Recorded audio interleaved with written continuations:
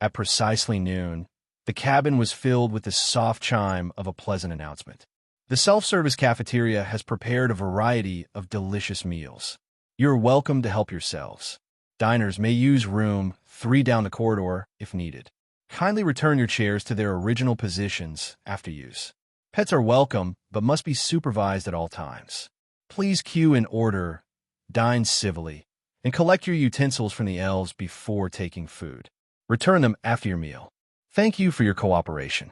Zheng Qing immediately folded up his tray table and rubbed his stomach. He was starving, although he always maintained a composed appearance at home. Only he knew how anxious and unsettled he had felt before departure. He had barely touched his last home-cooked meal. Just a few dumplings, a bit of millet porridge, and, under Professor Zhang's stern gaze, 1 hard-boiled egg. That meager portion had long been digested. Come on, let's eat.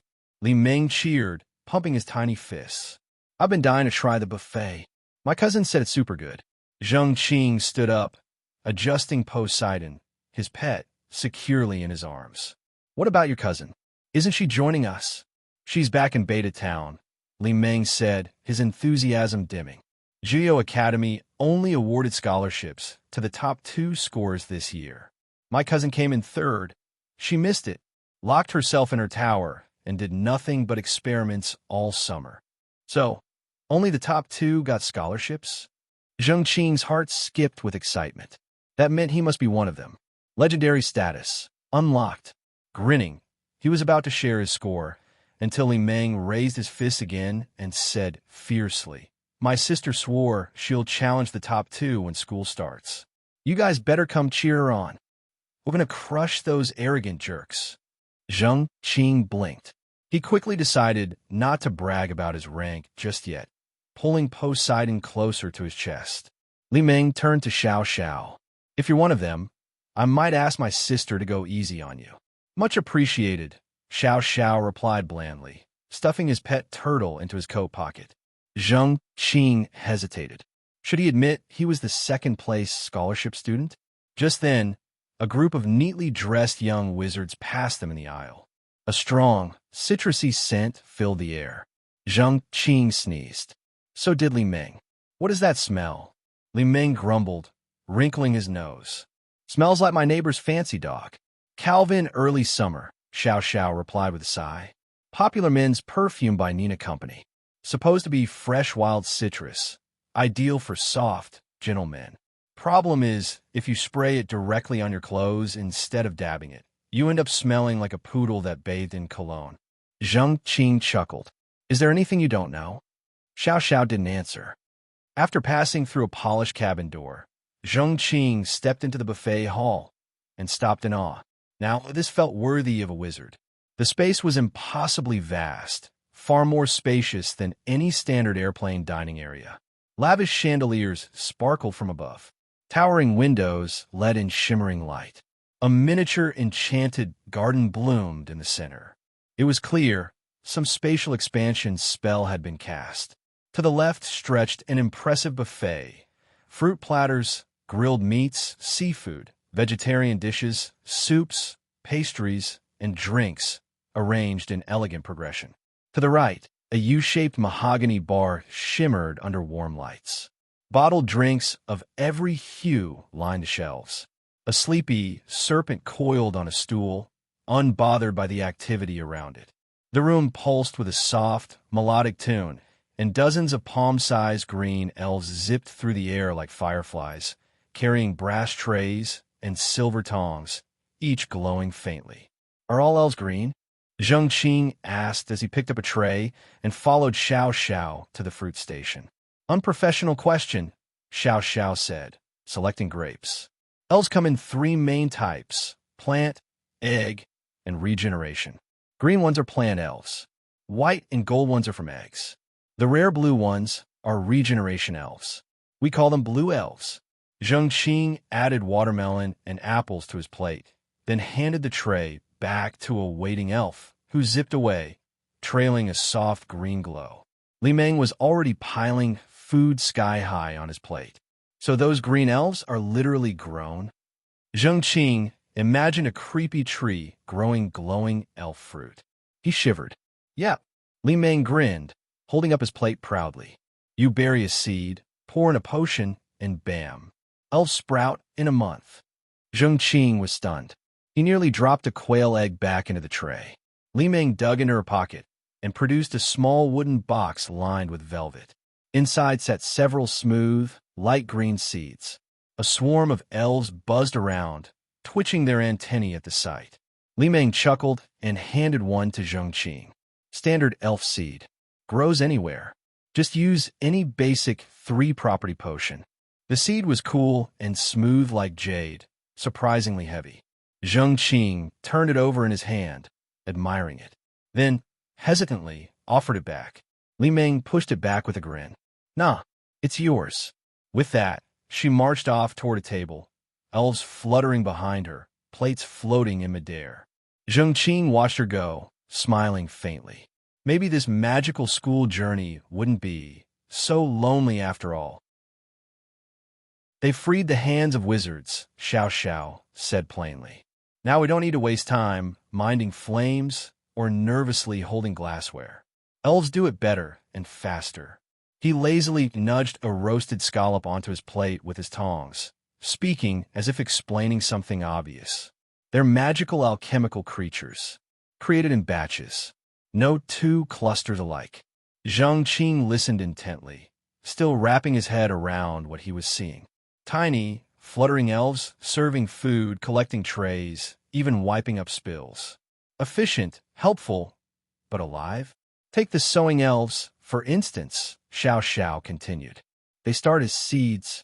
A wizard must customize a potion, tailored with intent and purpose, for each seed. Once the elf sprouts, it depends entirely on that potion to survive. If the wizard dies, the potion stops, and so does the elf. Zheng Qing frowned. That feels wrong. They're intelligent. It doesn't seem ethical. What is intelligence? Xiao Xiao asked, selecting another scallop. What is life? Who defines ethics? And whose ethics are we talking about, anyway? Zheng Qing had no reply.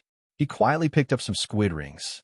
It's a philosophical black hole, Xiao Xiao said, finally taking a sip of his juice. But most wizards agree. Elves exist somewhere between wisdom and chaos.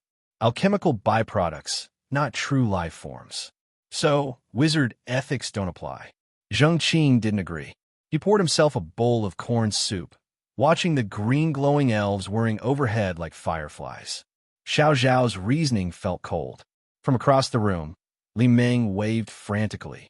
Over here, she had claimed a large table by the floor-to-ceiling window. Next to her sat the quiet monk Shi Yuan, eating nothing but a bowl of white rice and boiled cabbage. Zheng Qing sank into the soft leather bench, placing his tray on the table. Outside the window, clouds rolled beneath the sunlit sky like waves. It was hard to believe they were still on a plane. Then came a strong, pungent smell. What's that? Zheng Qing sniffed the air, brows furrowing. Curly-haired dog. Xiao Xiao answered emotionlessly, sitting opposite. Li Meng choked on her juice with a splutter, bending over with laughter.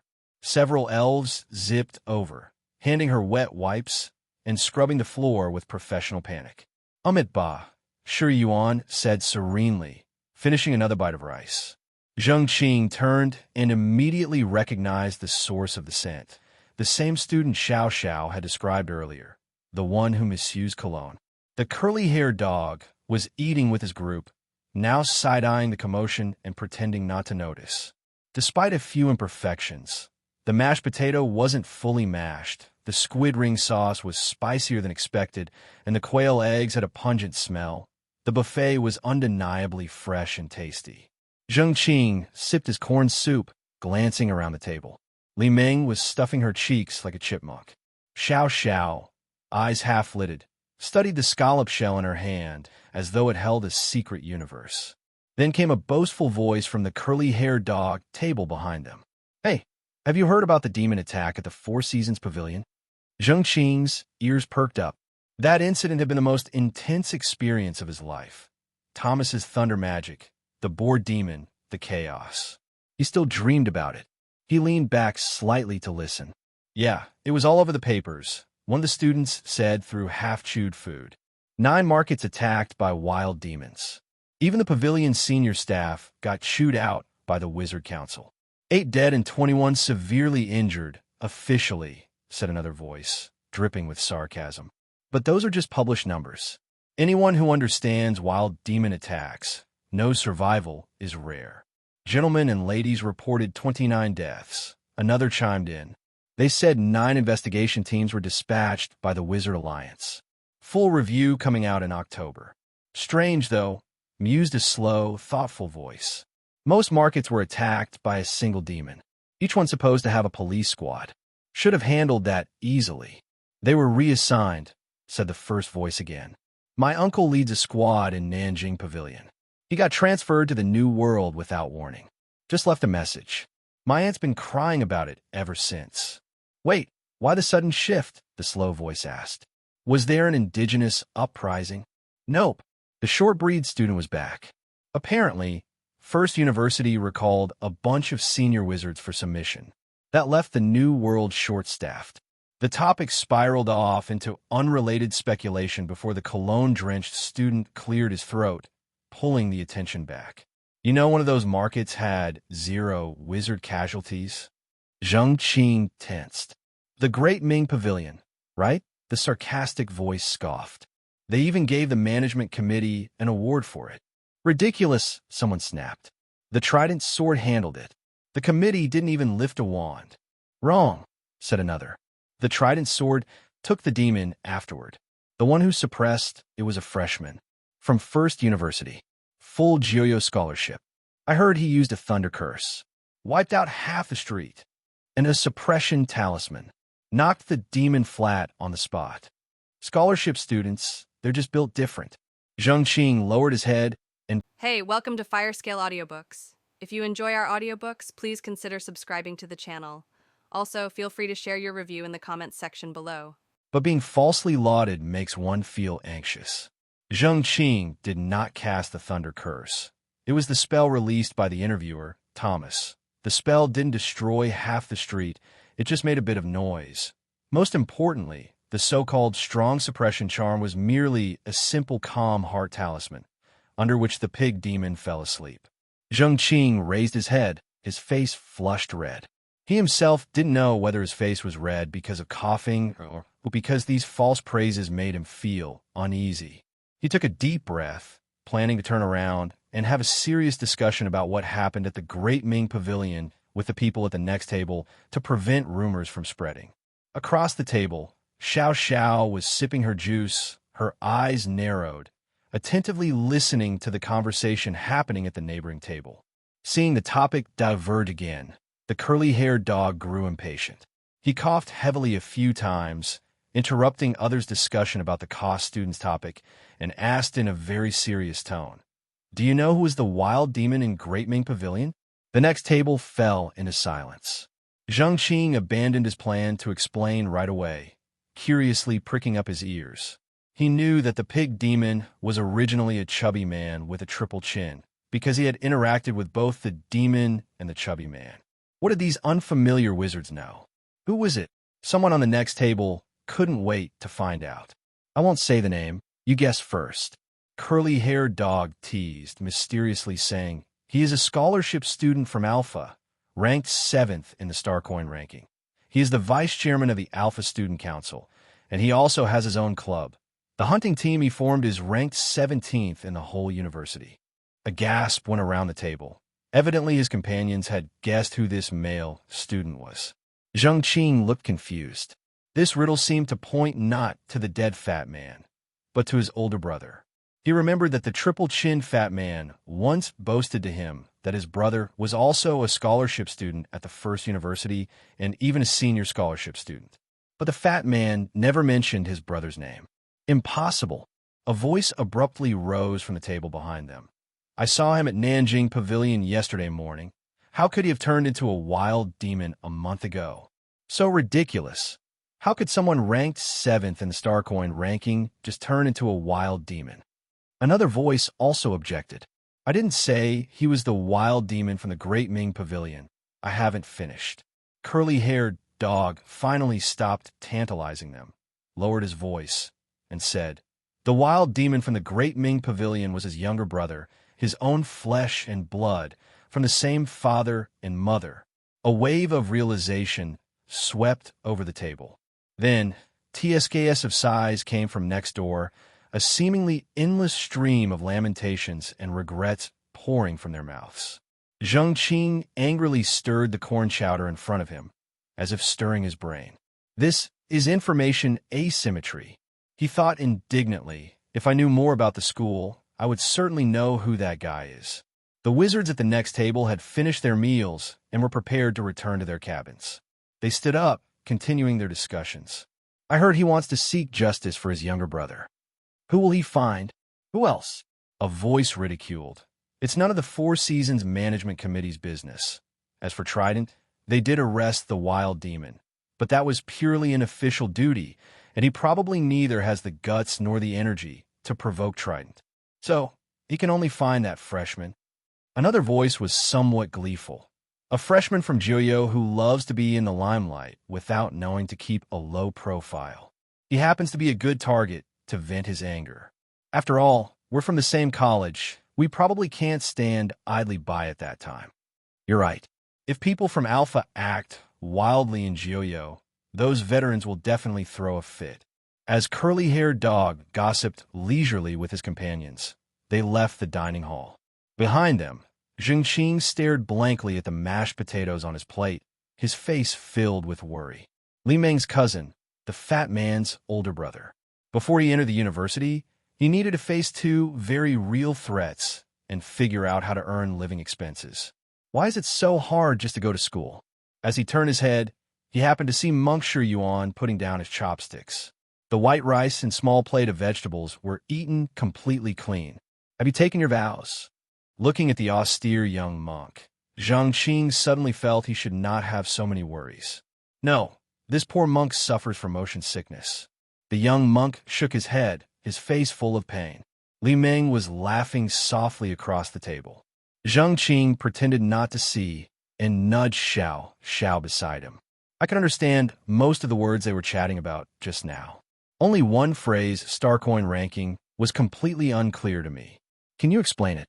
"To explain star coin ranking, I need to talk further." Xiao tapped on her empty glass next to her, looking around. "Where have those elves gone?" Zheng Qing also looked up and saw that indeed, those elves who had been fluttering around the dining hall had disappeared. They also need to eat and rest. Zheng Qing impatiently took his glass and asked, "Is it orange juice again?" Xiao nodded with dignity. "I want green bee," Li Meng called out from the side. "Minors are not allowed to drink alcohol." Zheng Qing categorically refused. When he returned to the table with 2 glasses of orange juice, Xiao had taken out his thick black notebook and began slowly turning the pages. 100 years ago, the chairman of the first University Student Council, Mackie Wood, established the first University Comprehensive Evaluation Club, WAND. Every year on January 1st, New Year's Day, WAND publishes a rating report called Arcana. This report includes 22 people who have had a significant impact on the first university over the year. They're called Big Arcana, and 56 people who have a unique influence on the 4 colleges over the year. They're called Small Arcana.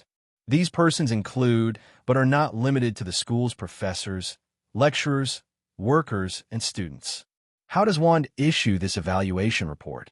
Zheng Qing couldn't help asking. Is such a report issued by a student group authoritative? "I know about this." Li Meng eagerly raised her hand, saying, "I've heard my grandfather, my father, and my older brother say that being listed in Arcana by WAND, whether as a professor or a student, represents an outstanding, remarkable achievement. Beta Town Post has the exclusive right to reprint this report, so there's a special edition in the newspaper on January 2nd every year, dedicated to publishing this report. It is rumored that this report also serves as supplementary material for the Wizard Alliance's professional grading meeting." Zheng Qing nodded non-committally, finding Li Meng's words impressive but still not comprehensible. "Students who make it on this list, the school will have corresponding credit rewards," Xiao added. Zheng Qing immediately had a more intuitive understanding of the authority. For example, the title corresponding to the first rank of the Great Arcana is the Fool, the second rank is the Magician, and the third rank is the High Priestess. Each of the 22 Great Arcana has its own unique title. Small Arcana, on the other hand, are divided into 4 sequences based on different academies. Geo Academy belongs to the Wand sequence. Alpha Academy belongs to the Star Coin sequence. Atlas Academy belongs to the Chalice sequence. Starry Sky Academy belongs to the Sword sequence. Each sequence, aside from the rankings from 1 to 10, also has the King, Queen, Knight, Attendant as 4 special sequences. Although the rankings change every year, some positions remain relatively unchanged. Xiao Xiao said as he drew several lines on his notebook and pushed it in front of Zheng Qing. For instance, the top 3 spots in the Great Arcana belong to our excellent principal and the 2 vice principals. The king of the Small Arcana is definitely the student union president of the corresponding academy. These positions match the corresponding statuses and hardly change. It's sort of an unwritten rule. Zheng Qing looked at the terms and order listed in Xiao Zhao's notebook, recalling his explanation. They mentioned earlier that the older brother of the Wild Demon at the Great Ming Pavilion is Starcoin Sequence 7. This means he is a Small Arcana and is ranked 7th in the Alpha Special Influence list. Is that correct? Zheng Qing summarized. Li Ming nodded repeatedly, showing an expression of a teachable child. That's strange. I remember that fat guy said his brother was a scholarship student at Atlas. Zheng Qing murmured, scratching his head as he stared at Xiao Zhao's notebook. He felt his mind was a mess. Across the dining table, Xiao Xiao raised an eyebrow, picking up his orange juice. The silver-white curtains were rolled high. Outside the window was an endless sea of rolling clouds. The soft golden sunlight projected onto the restaurant floor through the large floor-to-ceiling window, as if casting a layer of orange glaze on the floor. A green little elf was stepping on this glaze layer, running fearfully on the smooth floor, uttering cries of alarm. The transparent wings on her back seemed to have been roughly rubbed by someone, creasing and broken. In the buffet restaurant, students were strolling around. No one noticed this tiny creature under their feet until she bumped into a playful little fox. The fox rubbed her face with its pink nose, looking at her curiously. The little elf stopped, hesitated, and stretched out her slim hand to scratch the fox's ears. The fox closed its eyes comfortably. The little elf leapt onto the fox's back, burying herself in its soft fur. Most of the lunchtime had passed. Adhering to the principle of entering and leaving the buffet leaning against the wall, Zheng Qing and others insisted on sitting at the dining table, waiting for the food in their stomachs to digest somewhat. On the dining table, a fluffy white pigeon cooed as it picked fragrant rice grains from its owner's palm. The old turtle retreated into its shell, not willing to peek out no matter how much Xiao Xiao teased it. They all tried their best to feed their pets more. Zheng Qing lounged on the sofa, rubbing his belly. It's not good to be too full. It makes it difficult to move. Zheng Qing felt that he would be half leaning against this sofa until they disembark. Where's your fox? Li Ming kicked him across the table. There are a few pieces of small steak left. Quickly stuff it into its stomach. Zheng Qing wiped his slightly greasy mouth with a napkin, stuck his fingers in his mouth, and whistled loudly. A burp came up along with the whistle. He hurriedly closed his mouth. Not far off, the little fox dashed back from the crowd. Rascal, where did you run off to? Zheng Qing grabbed the fox by its tuft and held it in his arms. Then he noticed a terrified little spirit shivering on the fox's back. There's a little spirit injured here, he called to Xiao Xiao. Li Ming, who was feeding a pigeon in her hand, dropped it and climbed down from the sofa. Let me take a look. Let me see. I know healing magic. Let me try. The pigeon, Xiao Bai, made an angry cooing sound behind her. Stubborn wizards may not respect alchemical creatures, but they wouldn't do something so boring. Xiao Xiao brushed back Poseidon's fur and examined the injured little spirit with a serious expression. The wing bruises on this creature were obviously caused by a human. The little spirit seemed to be severely frightened. It clung tightly to the fur around Poseidon's neck, buried its head, shivered, and refused to let go. Li Meng rummaged in her Kuan bag for a clean feather and gently stroked the little one. Xiao by the pigeon stood atop Poseidon's head, cooing in discontent. Monk Shi Yuan silently twirled his prayer beads and sat cross-legged in front of Poseidon, praying for the little spirit. It may not be a dangerous party. Zheng Qing felt the atmosphere was a bit heavy, consoling. Could it be a prank by a child? This little spirit only has its wings injured. But the problem is, where have all the other little spirits gone? Xiao Xiao raised his head and surveyed the entire restaurant. Zheng Qing was speechless, realizing for the first time that it had been a while since he last saw groups of little spirits darting about in the restaurant. He glanced at the serving counter not far away. Many empty dishes were still sitting there. Used utensils and leftovers littered the surrounding tables, creating a messy scene. Your question brought on a bit of an ominous premonition. Zheng Qing frowned and pulled out a little gray cloth bag. He clearly remembered how, when Li Meng sneezed and sprinkled a bit of juice, a few little spirits had rushed over to clean up for her. The fragrance on the little spirit is so familiar. Li Meng, who had her head buried in Poseidon's fur, whispered comforting words to the injured spirit. She suddenly lifted her head and said to others, "It smells similar to something I've smelled somewhere before." "It's not the curly-haired dogs," she added. Zheng Qing managed a small smile, leaned in, and had a sniff. He stood up and sniffed the air. Indeed, there was a familiar, delicate scent on the broken tip of the little spirit's wing. "It's that flight attendant." He looked at Li Meng with certainty and said, "When she performed the security check for us earlier, I was pretty close. The scent is identical." Li Meng coughed ambiguously a couple of times and looked at him teasingly. There might be some misunderstanding here. Pretending not to see Li Meng's grin, Zheng Qing turned to the others. "Shall we go and ask?" He pointed towards the flight crew's restroom not far off.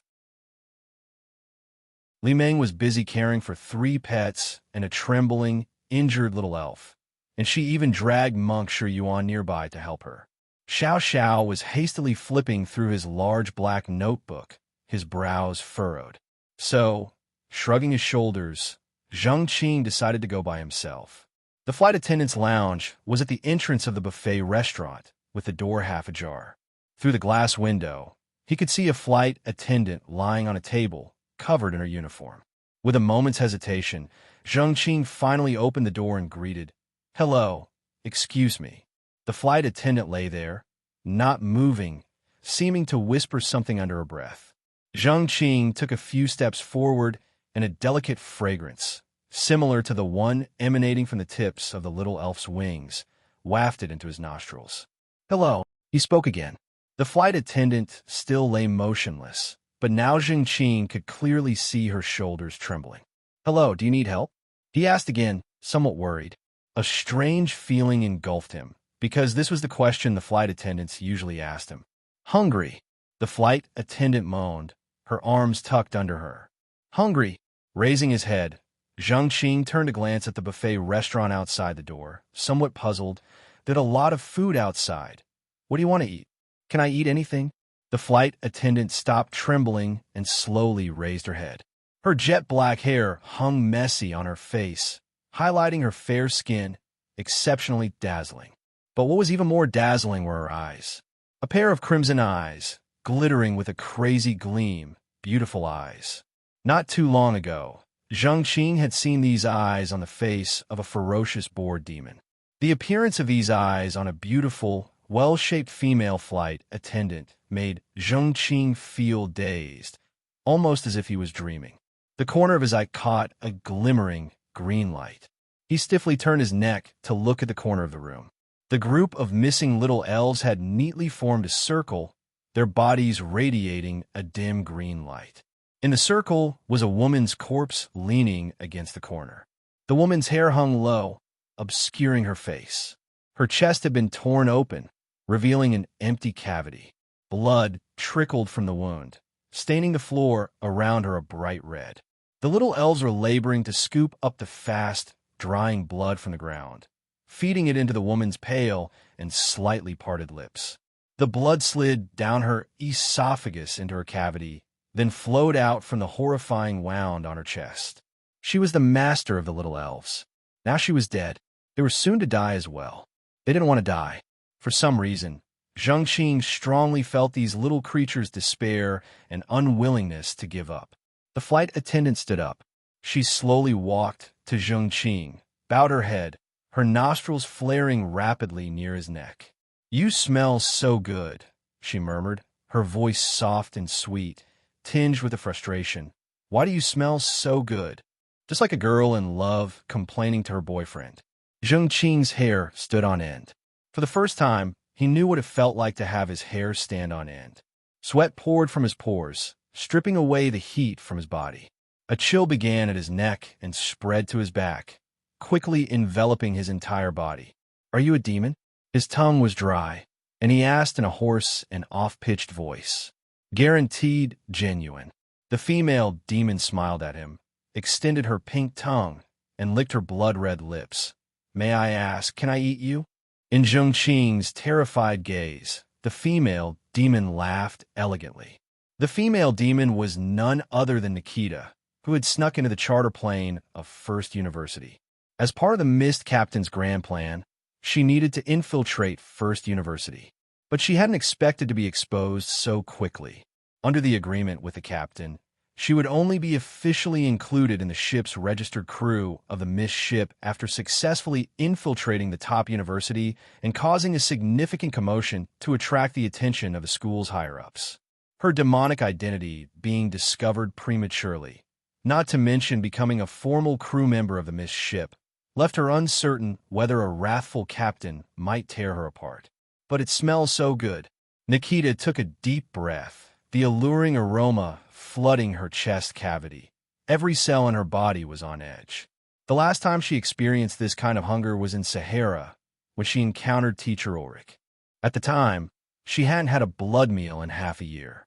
The spicy beetles tasted incredibly delicious in her mouth. Now, she was very sure she was not hungry, but the scent coming from this young man was too enticing. This unusual scent stirred up memories buried in her blood. She, who had been quietly hiding in the break room, couldn't resist attacking the flight attendant on duty. The demoness opened the drawer of the desk beside her. It was empty inside, except for a circular, extravagant white porcelain plate upon which sat a dark red heart. The heart appeared to still be alive, occasionally twitching, squeezing out a few drops of viscous blood, adding a touch of color to the dry porcelain plate. The demoness reached out her delicate hand and picked up the heart. The little elves around there suddenly stood up, screaming in anger, rushing towards the heart. "Hee hee." The demoness waved her hand nonchalantly, swatting a charging elf onto the ground with a single palm. Like squashing a mosquito, the elves lamented, carrying their comrade back to the corner beside the female corpse. They no longer foolishly rushed forward, but watched from a distance the heart in the demoness' hand. The demoness took a bottle of seasoning from her koan bag, sprinkling some shiny seasoning on top of the heart. Some demons like to start eating from the aorta, thinking the muscle there's the most chewy. The demoness explained patiently to Zheng Qing, a smile in her eyes. "But I've always liked starting from the heart's apex. Inside the apex is warm blood. A single bite and the warm plasma rolls in your mouth, combined with the succulent texture of the top of the heart. It really is a great pleasure." With that, she bit into the heart with a look of ecstasy. "Hee hee." The sharp cry of the little elves completely awakened Zheng Qing. He clumsily retreated a step backward. The demoness did not stop him. Zheng Qing's heart was beating wildly, his arms stiffened, his fingers spasming from exerting too much strength. He couldn't even open the gray cloth bag clutched in his hand. The demoness before his eyes, despite not hurting him, gave him no solace. The dark red heart in her hand, the trickle of blood at the corner of her mouth, it all spelled out his future. Zheng Qing, stumbling, retreated into the dining hall. The demoness in the break room tossed the bitten heart onto the floor. The heart rolled around for a bit before being grabbed by a few elves who rushed forward. They carried it back to the corner and stuffed it back into the female corpse's chest cavity. The demoness pulled out a clean white silk handkerchief, wiped off the blood from the corner of her mouth, followed Zheng Qing's retreating steps, and walked out of the break room with graceful cat-like steps. Clack, clack, clack. Her heels clicked crisply against the floor. Crash! Zheng Qing, in panic and retreating, knocked over a dining table, the utensils clattering onto the orange floor. The bustling dining hall immediately went much quieter. All eyes were curiously fixed on Zheng Qing. Then people saw the flight attendant slowly stepping out from the break room. They saw her crimson-red eyes. The air seemed to freeze. Demon! No one knew who yelled out this word. A terrifying aura erupted from the demoness with the utterance of this word, spreading across the entire dining hall. The plane began to shake violently. The dining hall descended into chaos in an instant. The silver-white lightning was like a river flowing between the mountains, whistling as it passed by. The First University's special airship was currently sailing through a storm. Through the tall floor-to-ceiling windows, one could see a chaotic mess inside the dining hall, seemingly fresh from the ravages of a thunderstorm. Tables and chairs were overturned. Shattered tableware was scattered everywhere. The silver-white curtains were torn off from the windows and piled up haphazardly on the floor. The chandelier hanging in the center of the dining hall looked as if it had been violently yanked by someone, its gilded frame twisted and its crystal lampshade laden with cracks. The dining hall doors were shut tight. At the entrance, by the bar, a spectacled snake that was originally coiled up on a high stool was now being held by a pair of slender hands, being tied into various knots. The spectacled snake bulged its eyes, flicked its tongue, and let out pitiful hisses. The witch remained unmoved. In her heart, she felt herself to be 100 times more pitiful than the old snake. The airship security was definitely aware of the incident in the dining hall by now. Their rushing into the place was merely a matter of time. As for how the wizards would deal with the witch demon that had walked into their clutches, even preschool children could come up with 18 different answers. To run away would not only tarnish the terrifying reputation of the witch demon, but also inevitably disrupt the captain's plans.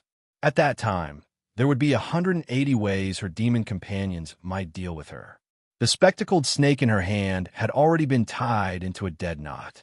The witch demon tossed aside the snake ball in her hand, hugged her arms, pouted her lips, and gazed at the university freshmen squeezed together and shouting in the room, feeling very frustrated. These scaredy cats, Nikita muttered.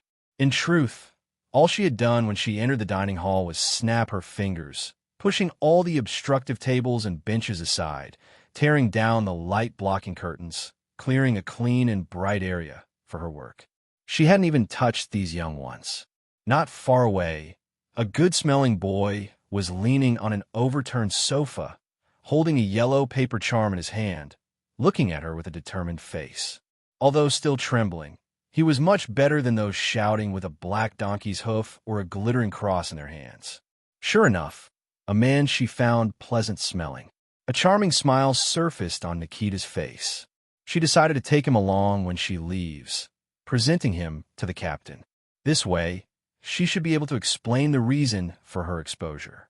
Perhaps the captain might not be willing to eat this young man, so she might have to take the trouble and bite him herself. If Zheng Qing knew of Nikita's thoughts, he would probably cough up blood. The expression on his face was definitely not determination, but stiffness out of extreme tension. The horror of this demon exceeded his imaginations. She had practically ruined a dining hall just by snapping her fingers. What if that snap was targeted at his face? Zheng Qing leaned against the sofa, looking anxiously at the witch not far away, as countless terrifying futures whirled in his mind. Xiao Xiao stood behind him, speaking quickly in a lowered voice, but her voice was too soft and too hurried for Zheng Qing to understand a word. Li Meng was hiding behind the sofa with her fox and pigeon. Her eyes peeking out showed no fear, only excitement and eagerness. If it were not for Monk Shi Yuan holding her back, she probably would have already charged at the witch shouting. Not far behind them, the spectacled snake's owner, a girl with fair skin and a sharp chin, was sobbing softly. Within the whole dining hall, besides the freshmen and their pets, there was only one injured little elf. This situation filled the young ones with despair. If we knew, we would have insisted on bringing Bluebird to the dining hall. Li Meng complained softly behind the sofa. He looks like he can fight. Before coming to the dining hall, the group had invited Bluebird to join them for lunch. But the aloof boy shook his head and continued to sit quietly and recuperate with his sword wrapped in his arms. "Stay quiet and remain behind me." Zheng Qing gritted his teeth. His breath was growing more rapid. His brain seemed to lack oxygen, as sparkles blinked in and out of his vision. Li Meng pouted, stuffing the little heads of Poseidon and the pigeon back behind the sofa and refraining from making any more noises. "A bunch of weaklings." Not far away, the demoness sneered, a hint of nostalgia flashing in her eyes. She pulled a feathered pen from her bag and flipped open the law book in her hands. It wasn't her law book. It belonged to an airline stewardess from the lounge area. The fluctuations of every fallen wizard's law book were recorded by the authorities. Carrying your own law book on board the university special airplane was an unwise act. So while borrowing the stewardess's heart, the demoness also appropriated her law book. It was a Bologna edition law book, likely standard issue for the aircrew. The light blue cover was intact, with the gilt lines of the spine still bright and clean. The foredge depicted the story of Poseidon and 4 little angels. Nikita vaguely remembered that during her university years, she only used standard law books provided by the school. Those bulging softcover law books stared back at young girls who took pride in their appearance like glaring pimples on their faces. During those times, the Bologna edition law books on display in Beta Town's bookstore windows were like Cinderella's glass slippers to her, desired yet untouchable. But now, Nikita, with a sense of boredom, flipped open the new law book. Whether it was the prayer of Athena on the title page or the hatful linen paper used for the pages, both seemed vulgar and laughable to her. "Why did I ever like such decorative law books?" she pondered quietly. Perhaps she merely wanted to gain a bit more confidence in front of him. Speaking of confidence, some fools nearby seemed to lust for that quality as well. Arrogance without power, however, was no different from suicide. The demoness lifted her head, gazing at an overturned dining table by the window. Behind the table, a few tall male wizards seemed restless. Zheng Qing also heard their unusual whispers. A rough voice was quietly inciting his classmates to take out their talismans and magic artifacts, to give that demoness a piece of their mind. "Do not fear. She is just a demoness," the voice said excitedly. "One explosion charm per person will knock her out cold. We just need to break the dining hall's door, hold on a bit, and the registered wizard on the plane will come at once." The other people seemed a bit moved. "Idiots. We are on a plane right now. Are you not afraid that an explosion will blast a hole in the plane and send us all plummeting?"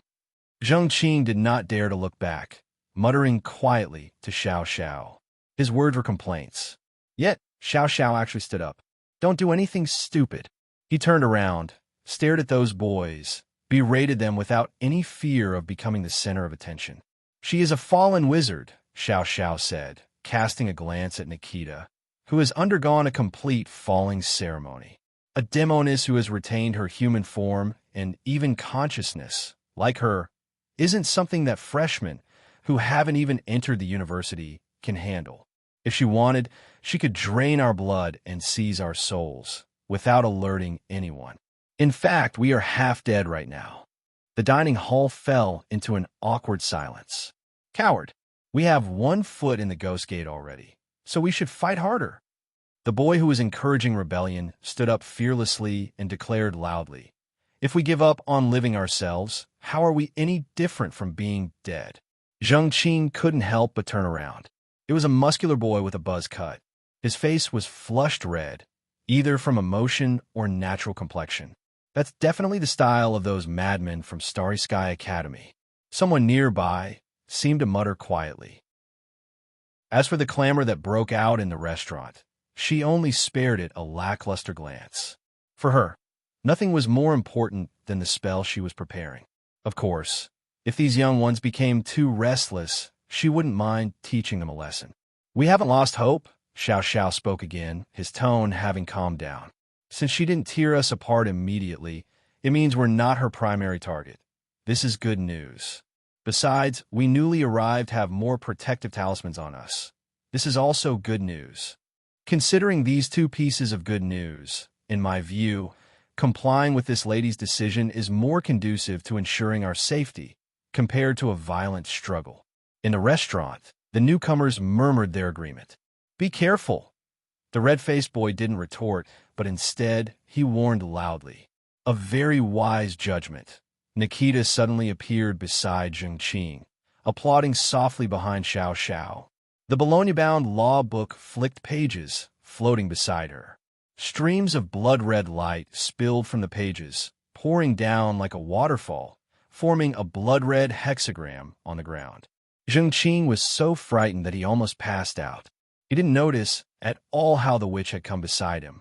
The law book suddenly appeared before him, nearly hitting his nose. Zheng Qing could clearly see the spell formulas on the pages, looking like tadpole writings, gurgling out those blood-red rays. He stumbled back, creating some distance from the witch. Behind the sofa, Xiao Xiao forcefully turned around, his face expressionless. However, Zheng Qing noticed his large black-framed glasses were slightly askew. Monk Shi Yuan forcefully pressed Li Meng's head behind the sofa, failing to notice Poseidon's little head popping out from under his arm. The witch smiled playfully at Xiao Xiao. "So, Mr. Wise, please fetch sister some olive oil from the counter. As for everyone else..." She looked at the red-faced boy not far away, her eyes flaring bright red. As if in an instant, the entire restaurant became a heavy quagmire. Everyone's action slowed, but each movement clearly reflected in Zheng Qing's pupils. Xiao Xiao was stepping towards the counter, his foot lifted but hadn't touched the ground yet. Behind the sofa, Poseidon poked his head out, opened his mouth, exposing sharp little teeth. Zheng Qing saw the fluffy hair on the little fellow softly puffing up.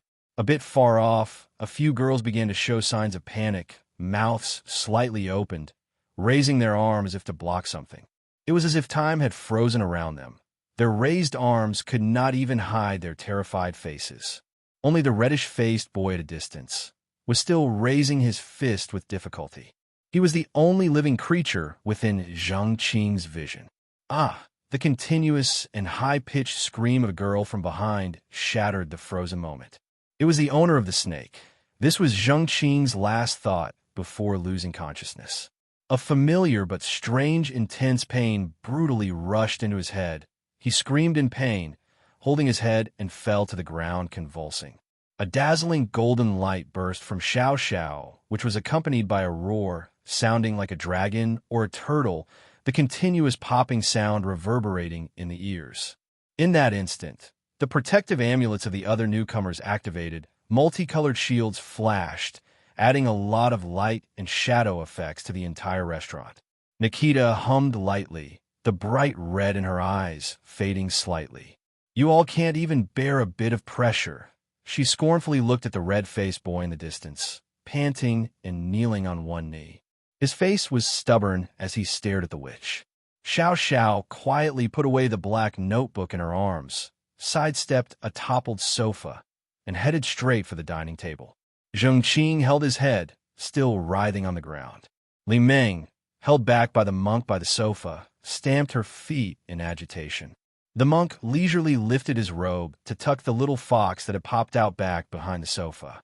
"Everyone, just stay calm. Stay still, and try to apply a few more layers of the guarding curse on yourselves," Xiao Xiao instructed, loudly with her back, turned to everyone. "I need clean olive oil." Nikita kept her law book aside after finishing drawing the formation, picked the feather pen back up, and warned the short boy walking towards the dining table. "If the oil isn't clean, I'll use your dearest blood instead." The atmosphere in the dining hall became even more oppressive, only interrupted by the cries of a few girls and the loud, thumping sound of Zheng Qing's head hitting the ground. Crack! A bolt of lightning flew not far from the aircraft. Outside the window, the rolling thunder grew from distant to near, shaking the vast sky. The blood-red hexagram on the dining hall floor flickered bright and dark under the disruption of the thunder. The witch frowned, raising her head to look at the spectacled snake that was coiled up motionlessly nearby. "Roll over here," she softly scolded the spectacled snake.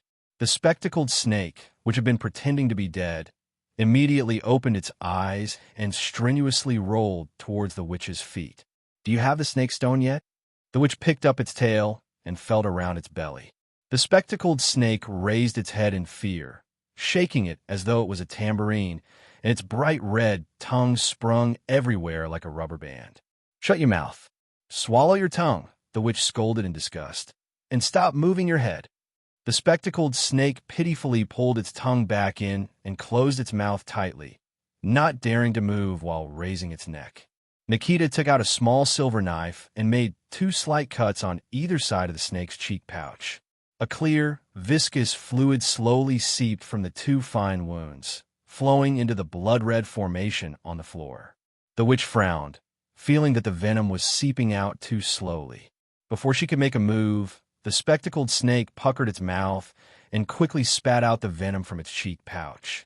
The injection of venom stabilized the flickering formation. At the same time, Xiao Xiao approached the formation with a bowl of olive oil, took out a thick brush, soaked it in the oil, and traced the hexagram formation on the floor. The formation that was smeared with oil lost its bloody scent and seemed smoother and more natural. As expected of Mr. Wise, Nikita beamed at Xiao Xiao, who had finished drawing the magic circle, waved her hand, and let him return to the newcomers. "You get away, too." Seeing the spectacled snake trembling near her foot, the witch kicked it away, laughing and scolding. "My formation has never used you creepy crawlies as sacrifices." The snake rolled into the mini garden in the middle of the dining hall and swiftly darted behind a fake rock. "Devious crawler." The witch pursed her lips and looked at the trembling newcomers not far away. After being exposed, fleeing was the only choice. But this choice must be understood by the captain. So, she had to bring back a gift of suitable weight. Nikita's eyes lingered on Zheng Qing, who was writhing on the floor, clutching his head. For instance, accidentally triggering a demon alert device on the jet, she would be surrounded by rush-to-the-scene escorters, or encountering her old classmate on the jet, she would have no choice but to take ominous actions, or just happen to accidentally run into an ominous arbitrator-like wizard who would grab her and put her back in the black prison like catching a chicken. In each scenario, she had prepared several different contingency plans. The only thing she hadn't expected was that her impeccable infiltration would be ruined by a newcomer. She squinted her eyes at Zheng Qing. Perhaps this aura that could awaken her demon blood could somewhat deal with the captain's interrogation and lessen some of the punishment of failure. The corner of the female demon's mouth slightly tipped up. She lifted a finger, and 4 or 5 ropes shot out of nowhere, binding Zheng Qing, who had fainted on the floor. "Stop her!" A booming shout echoed, and the red-faced male student from far away rushed out, like a cannonball, crashing down in front of Zheng Qing. The heavy landing made the entire jet shudder. 2 ropes went right in front of him. The red-faced boy lifted his fist and slammed it down hard on the rope. It made a metallic crashing sound, and 2 ropes with a painful hiss fell powerless on the floor. Xiao Xiao stood next to Zheng Qing, silently drew out an ancient turtle shell, and recited an incantation. The runes on the turtle shell flowed, creating a faint golden light that came out, shielding the 2 of them. The oncoming ropes from a distance fiercely stabbed on the golden light, creating a harsh, drilling noise. In the restaurant, other freshmen covered their ears, blankly watched the quickly escalating scene, confused about why the 2 people who were just confronting each other are now joining forces to challenge the witch demon. Zheng Qing, with his hand on his forehead, was awoken by the drilling noise. His eyes were blank, aimlessly staring at the deformed golden chandelier on the ceiling. Flashes of scenes from before he passed out whizzed past his mind. The airline, the small ferry, the stewardess, the female demon. His eyes widened. He clenched his teeth, struggling to stand up. "Awake!" Xiao Xiao stood in front of him, sounding very tired. Everyone all right? Zheng Qing's voice was husky and deep as he pulled out a stack of yellow paper charms from his gray pouch. Except for you, no one was hurt. Xiao Zhao's hands were shaking from holding the turtle shell, but his voice was very steady. However, we have big trouble now. After he said that, he let go of his hands and sat down on the floor. The golden caged light surrounding the two of them flickered a few times before suddenly shattering into small spots of gold, returning to the shell. The ancient turtle shell floated gently around in the air before dropping. The three ropes that were originally drilling into the cage, after pausing for a moment, resumed their relentless stabbing. Zheng Qing got it. He stepped forward, shielding Xiao Xiao. With a wave of his hand, the stack of yellow paper charms fluttered up like a large net, covering the three oncoming ropes. Without a sound, the three ropes covered with yellow paper charms fell stiffly to the floor, making a thump-thump sound. The smile at the corner of Nikita's mouth vanished. The red light slowly shone in her eyes. I think I've been a little too kind. Perhaps it's time to show you how a real witch demon handles fresh ingredients. The fairy's voice still maintained its sweetness and said playful words. However, the implications sent shivers down the spines of all the newbies. Her pitch-black hair levitated, and her eyes shimmered with a bright red glow. An intense pressure descended over the entire dining room once again. Under the terrifying aura, the cutlery clinked, and chairs emitted creaking sounds. Pets shivered, hiding their heads in their master's embrace, and the protective talismans upon the newbies flared up with a splendid light. Xiao Xiao sat on the ground, once again holding aloft the antiquated tortoise shell. The light shell emitted a pacifying gold shimmer, keeping the fairy's terrifying power at bay. Zheng Qing reached out his hand to pull in the scared, red-faced boy from just outside the shield. The red-faced boy flopped down on his bottom and turned to Xiao Xiao, his face repelling with rage. Why didn't you intervene sooner? Zheng Qing knew he was referring to when Xiao Xiao did everything to hold them back from their ill-fated attempt at rebellion. Because she hadn't attacked. Xiao Xiao leaned against the back of the couch, his voice sounding somewhat weak under the oppressive aura. Then why did you intervene now? Because they've arrived. Xiao Xiao gestured towards the restaurant entrance with a nod of his head as if heaving a sigh of relief. Zheng Qing and the red-faced boy turned their heads simultaneously towards the entrance. The restaurant's massive door remained tightly shut. However, beneath the shadow cast by the alcohol rack towards the left of the entrance, a blurry figure had appeared. I was curious about which big shot wasn't giving face. A languid voice echoed from behind the U-shaped bar, and a young man, his face gaunt and skin studded with copper studs and iron rings, slowly emerged from the shadows of the wine shelves. The suffocating pressure in the restaurant dissipated soundlessly. He walked to the front of the bar, picked a few ice cubes from the bucket, and dropped them into his glass. Seemingly aware of the relieved gazes around him, he raised his glass and turned his gaze to the fairy not far away. Didn't expect it to be just a small fairy causing a ruckus. Really, boring people are everywhere. The fairy titled her head and looked at the young man who had appeared out of nowhere, her gaze showing a hint of surprise. The young man with pin-studded face swirled his glass, seemingly more interested in the liquid spirographing inside. Looking down, he murmured, "Did your elders send you to read a war decree?" "Shouldn't be," a gentle voice echoed beside Zheng Qing, adding on to the conversation. "That's not something a lowly witch demon, who hasn't even warranted a wanted notice, can handle. By the way, I'll have a margarita with extra lemon." "Aren't you ordering anything, Victor?" Zheng Qing whipped his head round, nearly snapping his neck in the process. It was a youthful voice, but his hair was already turning gray. Unlike the punk-dressed young man, this figure was cloaked with a large robe. The robe extended from his feet and covered the entirety of him, the high collar hiding his nose tip. With a blurry vision, Zheng Qing could only notice his smooth forehead and a partially gray head of hair. "Vodka, please," a deep voice echoed from another direction. Zheng Qing followed the sound. A tall man, his arms exposed and dressed in armor, was seated cross-legged by the window. Right now, he was propping up his head, lifting his eyelids to stare at the fairy. By his side stood a tall, purple-haired woman. "Respect your opponent."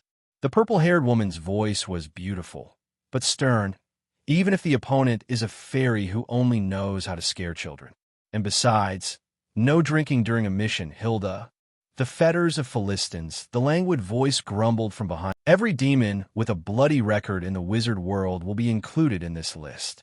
The Wizard Alliance encourages institutions and civil hunting teams to actively hunt the demons on this list. The reward offered by the League is high, starting with 100 jade coins for these demons, and there is no upper limit. No upper limit means there is no cap. It is said that the rewards listed for age-old demons are calculated by wishes. The reward for the Sea Demon King is 3 wishes. That is to say, as long as you can capture the Sea Demon King, the Wizard Alliance can fulfill your 3 wishes. In addition, if you hunt the demons on the wanted list, the Alliance will also offer a variety of additional benefits. For example, when hunters face the demons on the wanted list, they can have priority in using powerful spells or experimental spells that have not been reported, without considering the damage these spells do to the world. This is a huge temptation for wizards who like to experiment with new spells. Nikita is just a young witch demon who has been transformed for less than 10 years and is not yet qualified to be on the wanted list. This is what annoys the suddenly appearing restaurant's special guards the most. What is more embarrassing than the special plane being invaded by demons is that the demon invading the special plane is a nameless pawn. But compared with the angry expressions of these guards, Nikita seemed as excited as if she had discovered a new world. I originally planned to take a few little friends away. The femme fatale looked seductively at these guards, her tone becoming much lighter. But seeing all you little guys, I've realized I can totally escape on my own. Running away on your own is, of course, safer than running away with a burden. Her slender hand slapped heavily on the hovering law book, and the bloody hexagram array beneath her feet erupted with intense light, spraying countless beams of light. The law book was burning fiercely, turning into a puff of ash in the blink of an eye and scattering. The female demon's figure, like an illusion, disappeared with these distorted lights in the restaurant. Tried to escape? The purple-haired woman snorted, slapped the law book beside her, and disappeared into a wisp of light dust. "I'll go help her." The vodka man abruptly got up, applied force with both arms, tore open the space in front of him, and dove into the pitch-dark world inside. The airplane shook violently a few times. Zheng Qing swallowed hard. "Do I need to follow you, Captain?" From behind the bar, Hilda, with her face full of piercings, threw a light blue cocktail to the white-haired young man next to Zheng Qing. "I can bring along the vodka that Victor ordered earlier." The slender glass flew through the air in a beautiful arc and landed in the young man's hand. The 3 slices of lemon on the glass wall shook and tilted to the side. "Victor and the others are enough to chase a small witch demon. We'd better stay on the plane and not get into any more accidents." The white-haired captain shook his head, straightened the 3 lemon slices, sucked on the straw, and said vaguely, "Let's smash the door open first. The people outside must be getting impatient." Hilda agilely flipped out from behind the bar. He frowned, calculated, stepped on the gang's steps, and muttered. Then, to Zheng Qing's bemusement, he took out a few shiny pins from his ears and stuffed them into the door gap. Pop! It was as if something was leaking air, and a few flashes of red light flickered on the tightly locked door of the restaurant. Hilda quickly jumped back several steps. The door crashed down. Black-robed wizards, tall flight attendants in navy blue uniforms, green sprites, a wide variety of figures rushed in through the fallen door. The sprites quickly scattered throughout the restaurant, starting to lift up tables, chairs, and stools, picking up the plates that had fallen on the ground, rehanging the silver-white curtains of the floor-to-ceiling windows, and dismantling the skewed and broken chandelier. In an instant, the lifeless restaurant seemed to regain its original lively noise. The captain with white hair led several flight attendants towards the rest area. A blonde-haired, black-robed wizard who had just entered was holding a large roster, loudly shouting, "Don't mess around. Everyone line up in order. Come and sign." but his voice was swallowed up by a massive noise. The new students in the restaurant seemed to have just realized they were safe.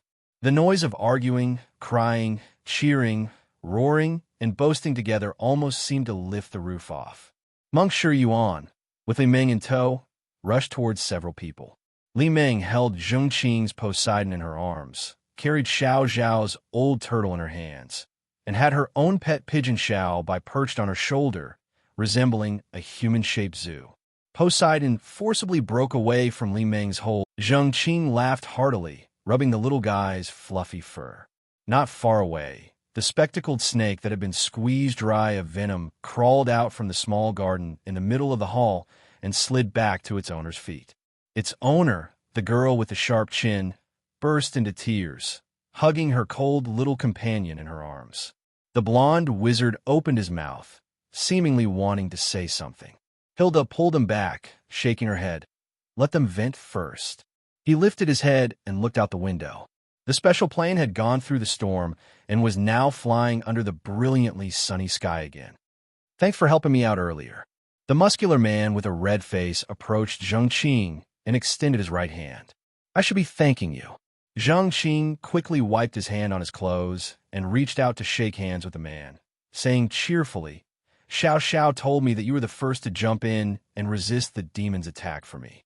No need for thanks. We're all classmates. It's what we should do. The man with the red face shook his arm forcefully, glanced sideways at Xiao Xiao next to him, and said drawlingly, I just can't stand wizards who kowtow to demons. Xiao Xiao lifted his head and gave him a disdainful look. The man with the red face was very strong, and Zheng Qing massaged his arm, chuckling, My name is Zheng Qing from the Juyo Academy, astronomy class 08-1. Nice to meet you. I'm in your class.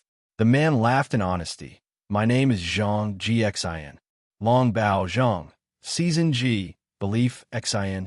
You're from Juyo Academy? Li Ming exclaimed in surprise from the side. Everyone thought you were a freshman from the Starry Sky Academy. Did you also take the Wizards College entrance examination this year? What was your score? Which rank were you? You seem like you can fight. Why didn't you go to Starry Sky Academy? Zhang Gxin was somewhat at a loss in front of the little girl, raising his head to glance at Zheng Qing. Zheng Qing remained silent. My exam scores weren't good. Zhang Gxin stuttered after a long time. I just can't stand the arrogant air of the demons. I don't really like fighting. I'm also in astronomy class 08-1, so we're classmates from now on. Li Ming, with her pigeon in her arms, comforted Zhang Gxin with a pat on his arm. My cousin is also in our class. She's the third highest among all freshmen in Juyo this year. I think you would also have a good ranking if you went to the Starry Sky Academy. Zhang Gxin's already red face turned redder. I'm also in the Juyo Academy's astronomy class 08-1. A weak voice from the side disrupted the awkward atmosphere. The people turned around in surprise to look. Later, he realized this flag had a term. It's named Murphy's Law.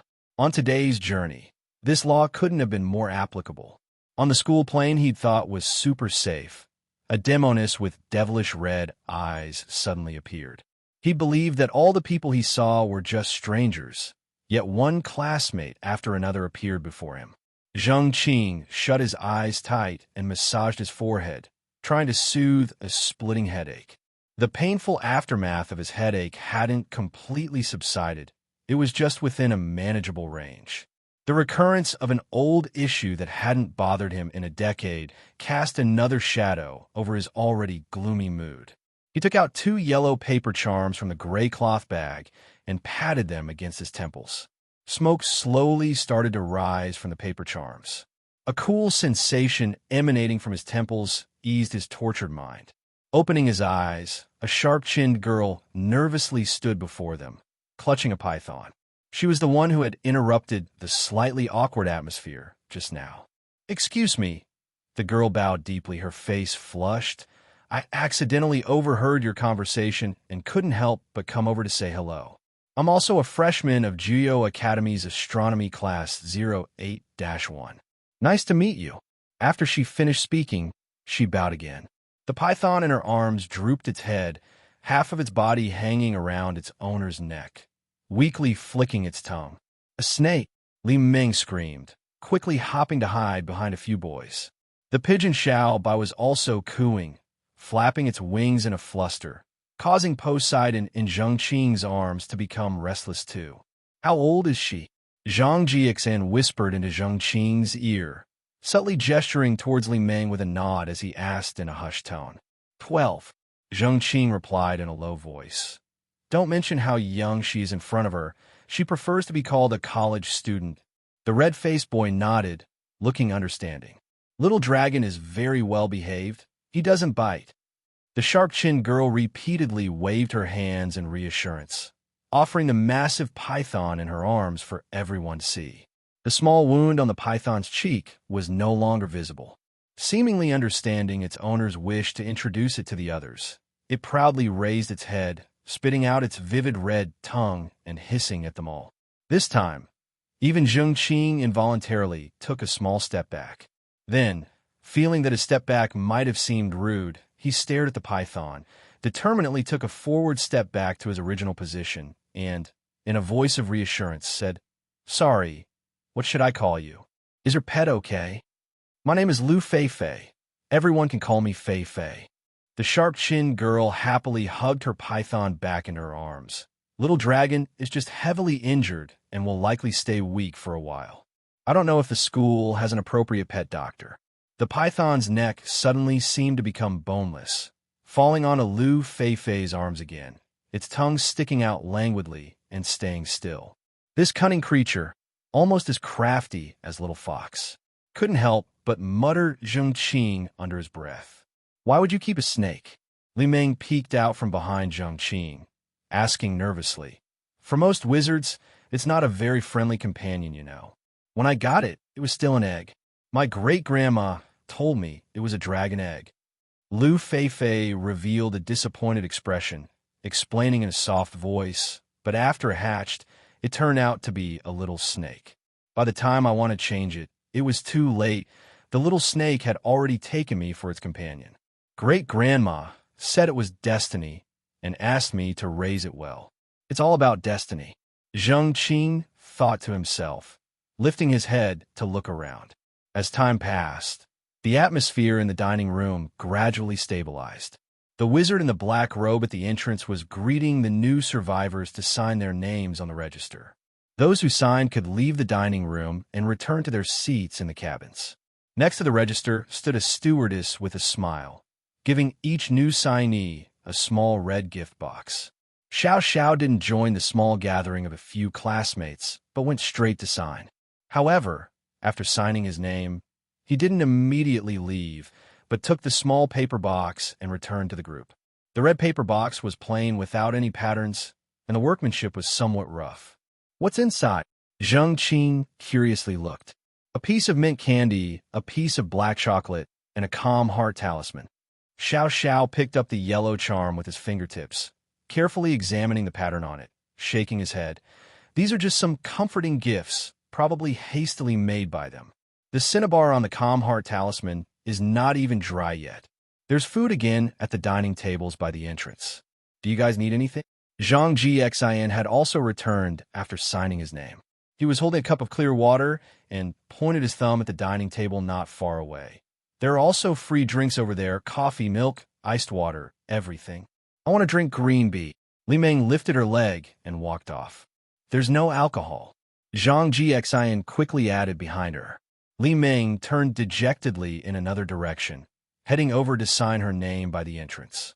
Zheng Qing couldn't help but laugh. "Dear student, the use of open flame talisman papers is not allowed on the charter flight. If there is a special need, please bring it up to the flight attendants." A flight attendant in a dark blue uniform approached Zheng Qing and gently advised. Zheng Qing laughed awkwardly, pulling off the talisman paper that was still smoking on his temple, crumpled it into a small bunch, and threw it into the rubbish bag held by the flight attendant. The cool sensation subsided, and an intense headache surged back. He couldn't help but frown, gripping his scalp tightly and rubbing it hard, trying to ease the sudden waves of intense pain. "Did you get impacted by the monster's aura?" the flight attendant asked anxiously. "There are no professional physicians on board. We need to land before we can arrange for you to see a doctor. All we have are some motion sickness remedies. No need. Just a bit of a headache. It's not the she-monster's fault. Zheng Qing pressed on his temples, rubbing gently, trying hard to keep his expression natural. Do you have anything refreshing that can make the mind feel refreshed? The flight attendant ran to the rest area and searched, eventually finding only a small box of cooling oil. Zheng Qing smiled wryly and accepted the small red circular box. Zhang Qing watched as he applied a layer of cooling oil to his temples and asked in surprise, "Were you really impacted by the monster's aura? Are you okay?" It's rare for a wizard to have such a sensitive constitution. Zheng Qing's right hand stiffened, and he gritted his teeth and said fiercely, "It's an old problem, not the monster's fault." "It's okay," Xiao reassured. "It's very common for ordinary people to faint instantly when hit by a monster's aura. We can't cope much better than them, especially since you were so close to the she-monster. It's unavoidable to have some after effects." Zheng Qing rolled his eyes and didn't choose to respond. He just expanded the massage area of his right hand to his entire cheek. "I am the flight attendant in charge of this flight, Su Qijuan.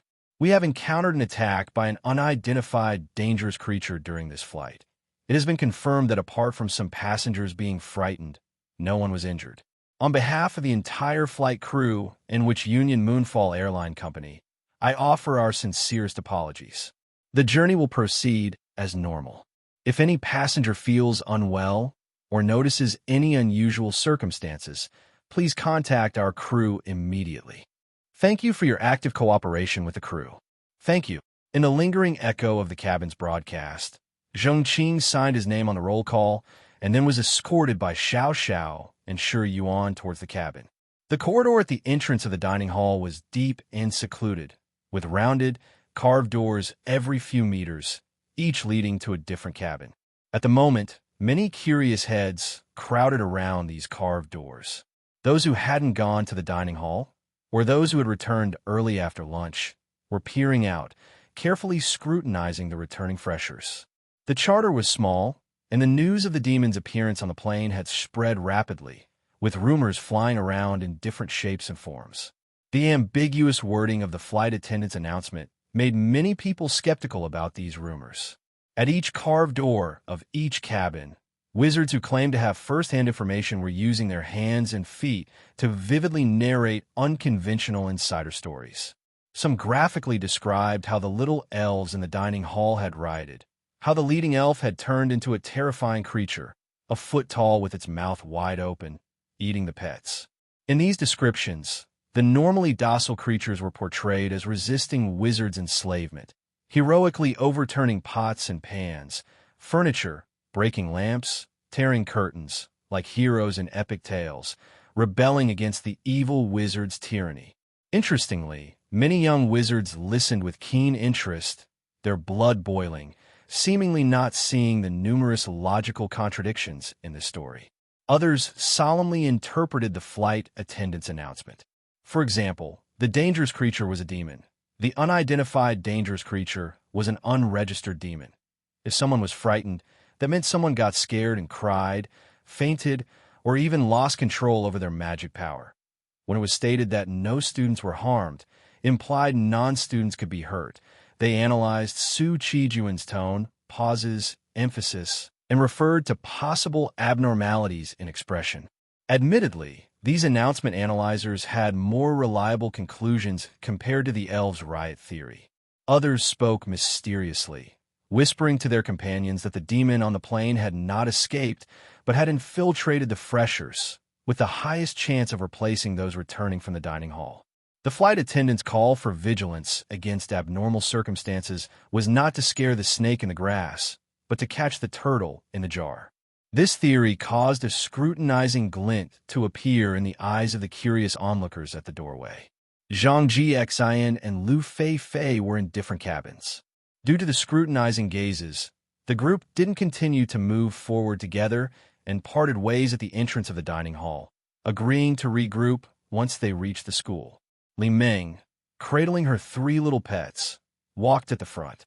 She held her head high and chest out, her small leather shoes making a thudding sound with each step. Everywhere she turned, she had a triumphant air about her. But what infuriated her was that not a single freshman inquired about the incident in the dining hall. Most of the curious eyes were on Zheng Qing, who needed assistance walking. These banal freshmen sized him up, whispering amongst themselves, carefully speculating whether Zheng Qing had been injured in the fight with the demon. Zheng Qing's face turned red. He hated being in the spotlight. It felt like a monkey show. He wished his headache would intensify, even to the point of making him completely pass out, just to avoid these rude stares. Unlike him, some new students took this attention as a stage to show off. I felt that the flight attendant with red eyes was problematic. In the corridor, a boy spoke excitedly to his companion. If I weren't worried about being accused of discrimination, I would throw my black donkey's hoof at her. With that, the boy lifted up a small, withered black object hanging from his chest, earnestly demonstrating to his friends how to subdue a demon with a black donkey's hoof. The new students around him listened with keen interest. Zheng Qing rolled his eyes, trying his best to block out this offending scene. He found the boy quite embarrassing. Only those who have truly stood in the presence of a demon can understand what courage means. It wasn't until they all returned to their seats that the surrounding scrutinizing eyes gradually dispersed. "Are you really okay?" The little monk set Zheng Qing down in his seat, asking worriedly. It's nothing. I'll be okay after a bit of rest." Zheng Qing bore the throbbing headache, sounding muddled as he responded, simultaneously adjusting his seat to a reclining position. Right across the little monk, a beautiful woman with wavy wine-red hair was still sleeping soundly with her eye mask on. A sense of inexplicable disappointment welled up in Zheng Qing's heart. It seems the earlier shock triggered some kind of symptom in him. From what he said, it's an old ailment. Usually, it's safer to follow his lead in situations like these. Xiao Xiao was murmuring to Bluebird, explaining what had happened at the restaurant. Li Ming leaned in, squeezing in next to them, whispering additions and arguing about something. Zheng Qing couldn't hear clearly, nor did he want to. He curled up in the large seat, feeling his brain submerged in a foggy, dazed state. Before long, he sank into the world of dreams. The back-and-forth swaying, the alternating near and far scenes gave a feeling of weightlessness. He stretched his neck, straining to see why he was swaying back and forth. A pair of wooden eyes, devoid of expression, appeared in his field of vision. Then a stiff neck followed, rigid legs, then 2 creaking rocking boards. He had an epiphany. So, he was on a wooden horse. A dog's barks resounded from afar, approaching closer and closer. He turned his head back. A large wolf dog was salivating, its eyes blood-red as it chased behind the wooden horse. The dog, with a thorny collar around its neck and matted fur stained with blood and dust, looked disgustingly dirty. As it opened its mouth wide, its yellowish fangs were on full display, murky saliva seeping from between its teeth, dripping onto the muddy ground. He mustn't be bitten. Determined, he kicked the horse's belly hard. "Run!" he yelled out loudly. The barks receded further and further. He looked back. The large wolf dog was nowhere to be seen. Only the deepening dusk filled his vision. The sunset painted the sky with scattered fiery clouds far away, rolling in like the tide. The burning clouds drew closer, their colors deepening, until they became as deep as blood. From beyond the clouds seemed to echo the lonely howl of the dog. The blood-red fiery clouds rampaged over the wooden horse, like a tidal wave crashing onto the sandy beach, swallowing everything in its path. Li Ming was chattering excitedly to Bluebird, detailing the incident at the restaurant. Zheng Qing, who was asleep nearby, suddenly lurched forward, startling her. "What's your problem?" The young girl glared irritatedly at Zheng Qing. Zheng Qing mumbled something, then turned over and went back to sleep. Li Ming looked at Xiao Xiao, perplexed. "A nightmare?" Xiao Xiao shook his head, picked up his pen, and started to scribble something in his seemingly never-ending notebook. "The plane is now stable. Please collect your carry-on items. Hold on to your pets." When retrieving items from the overhead locker, please be careful. For students with checked luggage, please collect your parcels at the First University Staff Committee Special Plane Baggage Collection Point. Outside cabin temperature, between -10 and 20 degrees Celsius. Strong winds up high about level 18, light winds down low level 2 to 3. Please be aware of the necessary protections. The cabin door is now open. For your and others' safety, please disembark in order. Thank you for choosing which Union Moonfall Airline Company. See you next journey. An elegant voice accompanied by soothing music repeatedly played in the cabin. Zheng Qing slowly opened his eyes in a daze, feeling a little itch in his nose. Achoo! He sneezed hard. Li Meng's crisp laughter came to his ears.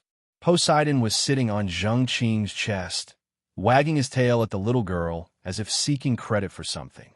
You're a fox, not a dog, Zheng Qing murmured, rubbing the little creature's head. Then he furrowed his brows, feeling a strong sense of déjà vu about the word dog. You're finally awake. We were hesitating if we should hand you over to the teacher. Li Meng put her face close to Zheng Qing's. A fragrance of a young girl came to his face. Is your head okay? It's fine, it's fine. Zheng Qing turned his head away, somewhat embarrassingly. Across the aisle, Monsieur Yuan was tidying up his scriptures. The gorgeous girl with burgundy wavy hair was pulling her plain red robe out of her Kuan bag. He looked up and saw that the cabin was filled with freshmen draping their robes over their outerwear. Quickly changed clothes, put on the long robe, Xiao Xiao poked his head around, examined his complexion, and nodded satisfactorily. You look fine, so hurry up, the school gate won't be open for too long. The little fox stepped on Zheng Qing's belly, loudly calling in his ear. Zheng Qing lowered his head and looked into the big black, pearl-like eyes on the little creature's back. It was the injured green sprite. Why is she still on Poseidon? Zheng Qing exclaimed in astonishment. Where do you want her to go? Xiao Xiao sighed. The flight attendant is her owner, you know. With that, he lowered his voice and looked around. Zheng Qing understood what Xiao Xiao meant. The occurrence of a vicious murder on the special plane was still a secret. To maintain the peace of the journey, the staff on board repeatedly urged these new students to keep silent about the matter. This was easy to understand. So, does she have no place to go now? Zheng Qing found it hard to believe. Aren't they employees of the plane? The airline should take responsibility for that. Xiao Xiao allowed a short, sharp laugh. In the wizarding world, sprites are not considered capable citizens. Li Meng explained very seriously. They belong to individual wizards. Belong to individual wizards? To put it accurately, they are not considered personal property of wizards. Because in modern times, this expression would incite some overly compassionate wizards to protest. Using this term for a sentient creature could easily invoke the imagery of slavery. As Xiao Xiao answered, he was putting on his own red robe. So, in the modern Wizards Codex, these sprites are deemed as valid individuals who establish independent contracts with wizards. So, although it's a mouthful, what you're saying is that these sprites only have a contractual relationship with that flight attendant. The airline has no responsibility for them. Is that right? Zheng Qing felt heavy inside and very uncomfortable. Li Meng was nodding her head rapidly next to him, looking at Xiao Xiao with an adoring face. You told me before that sprites are social creatures. After a moment of silence, Zheng Qing started slowly. What about her companions? He still remembered Xiao Zhao's introduction about the sprites, saying they live as a group and their lives are closely tied to the wizards who cultivate them. Each wizard has his own unique potion for cultivating sprites, and from the moment these sprites germinate from their seeds until they disappear from this world, they will live on that potion. But now, the owner of the sprite, the flight attendant, was killed by a demon. Without the potion, what would happen to these little creatures? Zheng Qing was filled with sudden fear. On Poseidon's back, the little sprite he called out, her voice weak and trembling. The transparent wings on her back had been carefully smoothed and smeared with ointment, clumsily drooping on either side of her body. She clung to the long hair on Poseidon's neck, burying herself in his white fur. The little fox wrinkled its nose, cautiously flapping its ears. "They're still in that resting room," Li Meng said in a soft voice, with the flight attendant. Zheng Qing looked at Xiao Xiao. "It's not a good idea." Xiao Xiao seemed to know what he was thinking, lowered his head, and said in a muffled voice, "You can't save them. Even the airline cannot save them. Without the potion, they have less than a month to live." "Is there really no way?" Zheng Qing murmured. "There is." As Xiao Xiao lifted his head, a cruel smile hung at the corner of his mouth. "The Philosopher's Stone, the Fountain of Youth, Peaches of Immortality, Yellow Plums, the 9 Revolutions Golden Pill. Any of these will do." Li Meng lifted her little leather shoe and kicked him hard a few times. Xiao Xiao looked at Zheng Qing expressionlessly, not even brushing off the footprints on his new red robe. Zheng Qing's heart began to gradually sink. Despite his limited understanding of the wizarding world, he knew the significance of the term Xiao Xiao mentioned. Those divine treasures from the legends, even if obtained by wizards themselves, would probably be highly cherished, too valuable to be used, let alone using them on these tiny sprites that did not even have full rights under the Wizard's Codex. Zheng Qing said nothing more, just turned and pushed through the crowd, heading for the restroom. The restaurant was empty. A bunch of new sprites were diligently tidying up tables, chairs, and tableware. The green light around them was still gentle and soft, and their singing of hee-hee was still charming and pleasing to the ear. The door of the restroom was half open, unguarded. Zheng Qing gathered his courage and pushed the door open. In the corner, the group of sprites' green light was dimmed. They still circled around the body of the flight attendant.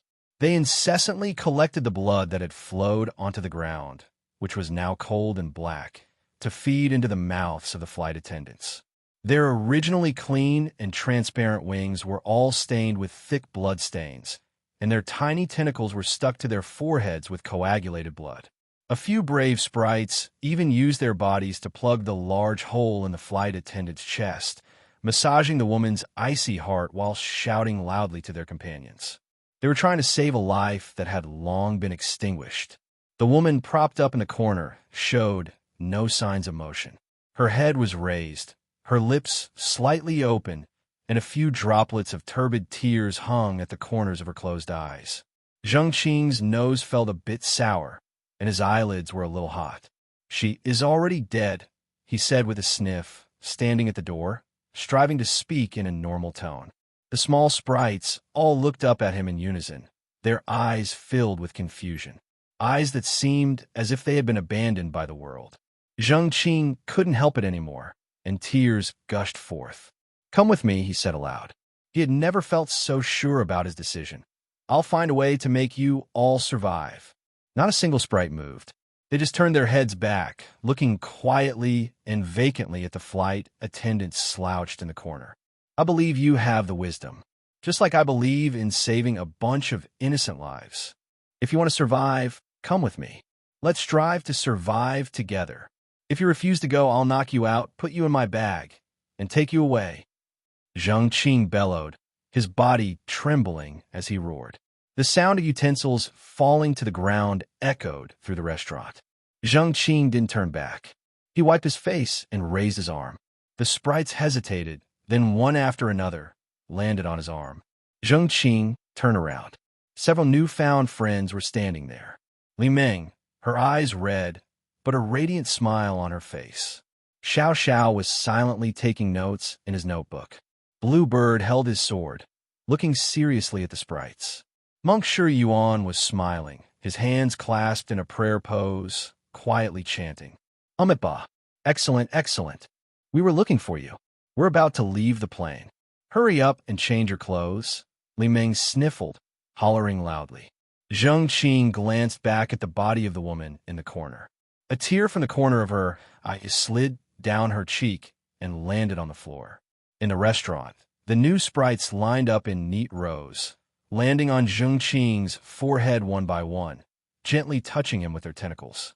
At the entrance of the restaurant, several flight attendants covered their mouths, the corners of their eyes red. They gave him a thumbs up.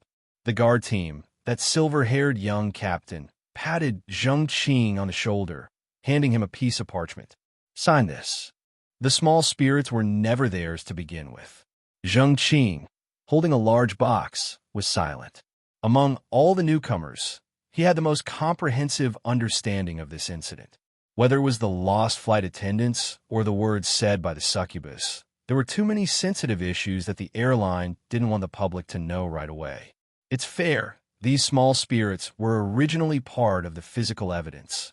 Xiao Xiao, dragging Li Meng's pink carry-on luggage suitcase on behalf of her, patiently explained on the side, "You can't simply break some rules without a price." Zheng Qing nodded. He had no concept of this confidentiality agreement, nor was he interested in it. He came to study and didn't want to get involved in any trouble. Now, the only thing he was worried about was these little spirits. He had no idea how long they could survive without their potion. The large cardboard box in his arms was a gift from the flight attendants.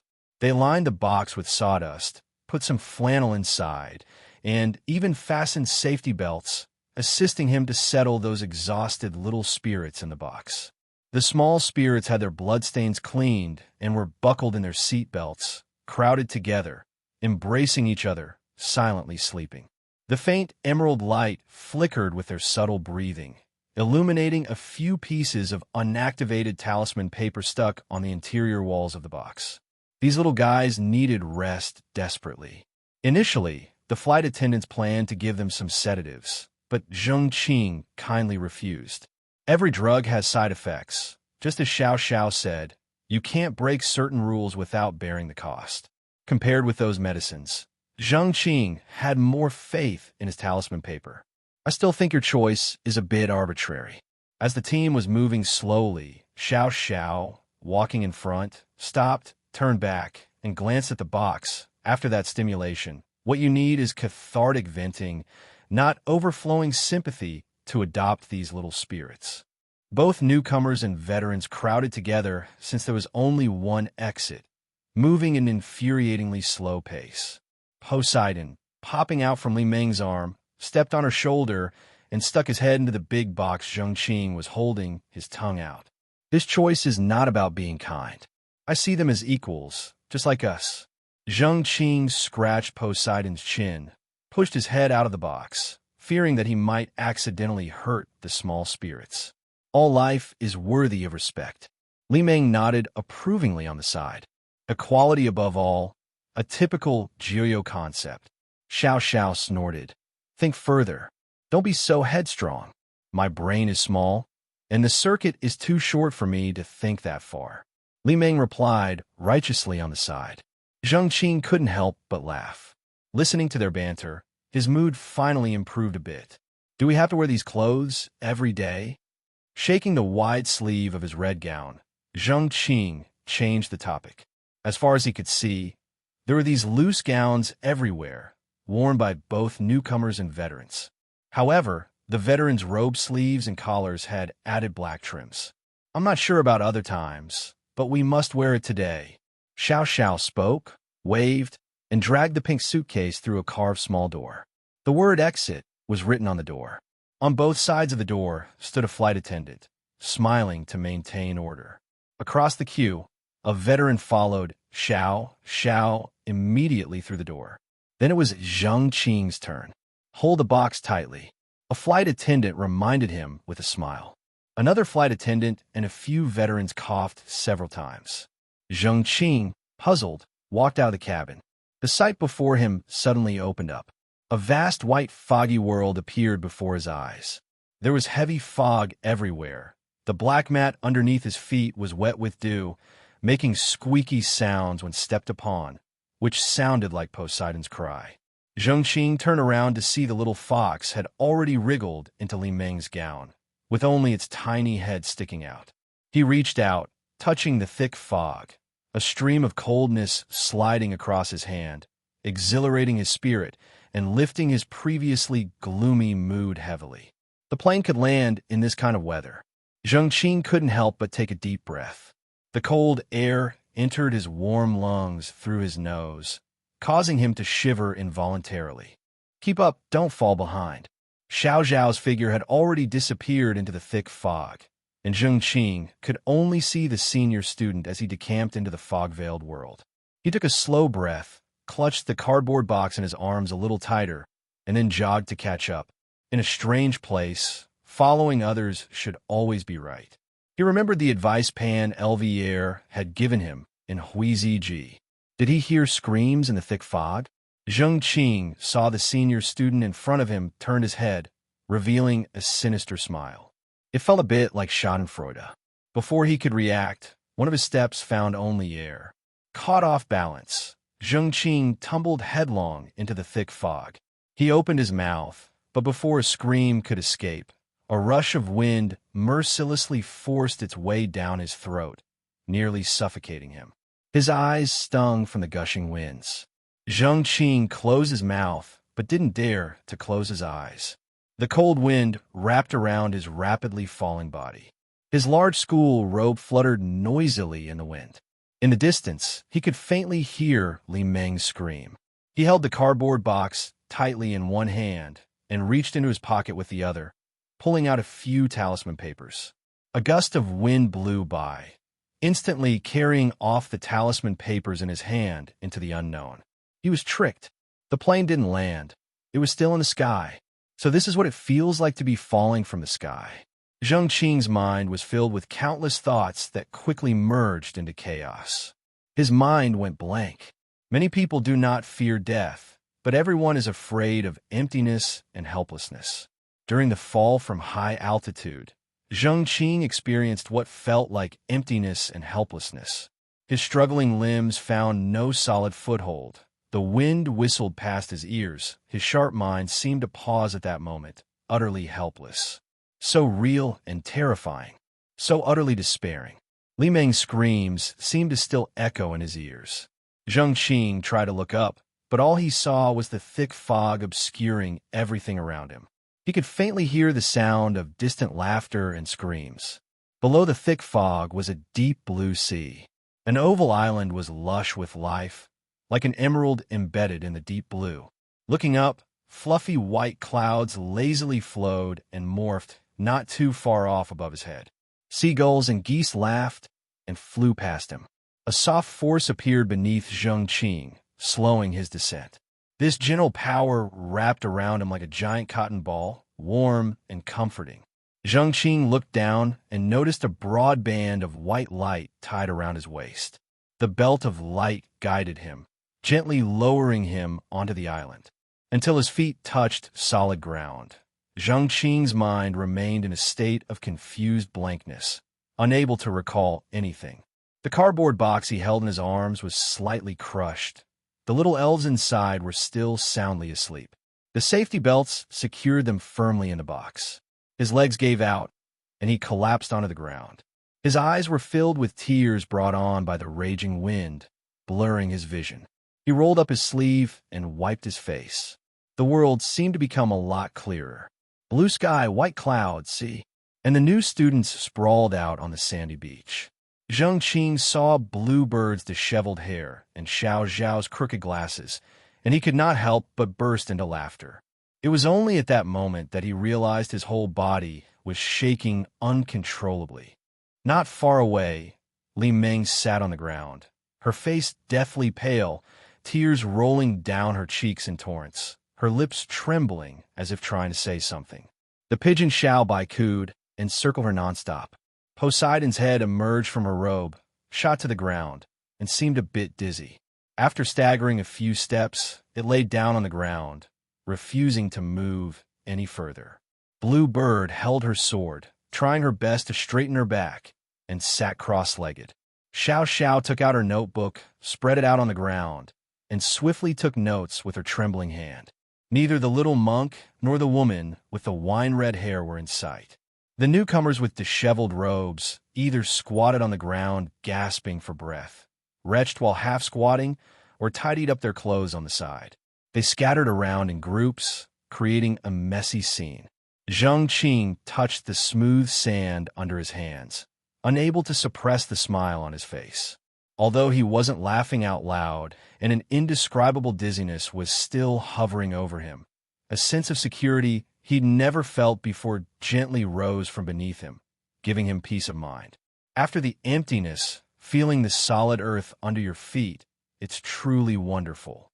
After exhaustion, feeling the strength of your own breath, it's truly wonderful. We just experienced the despair these little elves went through. Tears still uncontrollably fell from his eyes. Zheng Qing roughly wiped his face, smiling as he looked at everyone. I think they have the right to feel what we feel now, the sensation of walking on the earth. Li Meng stared at him in bewilderment, nodding repeatedly. Bluebird, clutching her sword, slowly nodded her head. Xiao Xiao glanced at him before refocusing on the notebook in front of her. Not far from the beach was a plaza paved with white jade stones. The pristine, clean stone slabs shimmered dazzlingly under the sunlight. In the middle of the square stood a majestic stone gate. The gate was positioned atop a stone platform, with the university's emblem hanging in the middle of the doorframe, a black triangular prism on a round wooden base. Confucius' famous saying, "Learning without thinking leads to ignorance. Thinking without learning leads to danger," was inscribed on both doorposts. The gate frame was decorated with ornate bas-reliefs, through which a multicolored halo emanated, enveloping the stone gate in an elegant cloak. A silver-haired old man of Western features and towering stature, clad in a black robe, stood serenely at the entrance of the plaza without uttering a word. The bustling newcomers involuntarily quietened down, staying obediently in their places. The old man had a thick law book in his hand, which he would occasionally flip through. Silver ribbons of light sprayed out of the book, shooting into the sea of clouds, and sweeping the flustered newcomers onto the beach in front of the plaza. Not far away, the senior students, with wide smiles on their faces and standing in clusters, seemed to drift down from the sky as if skiing. They inspected the disheveled newcomers with mocking eyes, looking perfectly content. Dark psychology. Zheng Qing thought of some details at the time of exiting the cabin and silently raised a mental complaint. Upon touching down, the upperclassmen respectfully bowed towards the old man at the entrance of the plaza, arranged themselves in orderly ranks, crossed the plaza of white jade stones, and drifted into the campus through the side doors of the stone gate. Do you know why the school uses such a horrifying exit method? Zheng Qing turned to Xiao Xiao. It said that a qualified wizard needs a strong heart. You never know when your lab will create a golem or a Frankenstein. Xiao Xiao calmly replied. That means you knew we were going to fall off the plane. Zheng Qing squinted at him, cracking his knuckles. Xiao Xiao quickly held up her notebook, flipped it open, and held it close to Zheng Qing's face. School Rules, Article 1, Section 5, shall be warned once for fighting in front of the school gate, with a penalty of 5 academic points deduction. Zheng Qing's hand reaching toward his gray cloth bag froze at his side. He didn't want to start his school life with a warning. Xiao Xiao showed a mischievous grin. Then he let out a horrific scream. Li Meng kicked him fiercely from behind, resentfully saying, "That's for not speaking up." In sync with the little girl, Poseidon and the pigeon Xiao Bai fiercely pounced over. After a long while, when everyone was down on the ground, the old man's hoarse voice resonated clearly across the square. Remember today's lesson. Experience the meaning of life. This is the start of your learning. Zheng Qing was confused. This was a lesson? What was the theme? Experiencing the meaning of life? If all the wizard's classes were so cryptic, he would have a hard time keeping up. He anxiously looked at the others. Fortunately, the faces of the surrounding newcomers were also equally puzzled. The old man did not provide any explanation. He just opened the black law book in his hands. Radiant sun emerges, gentle valley wind blows.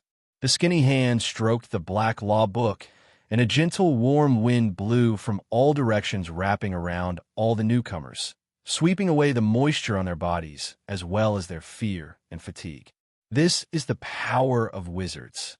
Zheng Qing felt invigorated by this warm wind, recalling the thunder curse that Thomas had cast in the great Ming Pavilion. His heart yearned for this magical power. Now, line up and follow your seniors. Prepare to enter the sacred temple of a university and start your new journey of inquiry. The old man put away the law book and turned to walk towards the towering Hua Gate. The newcomers were silent for a few minutes, then immediately fell into a rambunctious commotion. How we line up? Zheng Qing looked at the colorful robes on the square, feeling a bit dazzled. Look at the robes. Robes? Jiuyou Academy wears red robes, Alpha Academy wears white robes, Atlas wears yellow robes, and Starry Sky Academy wears blue robes.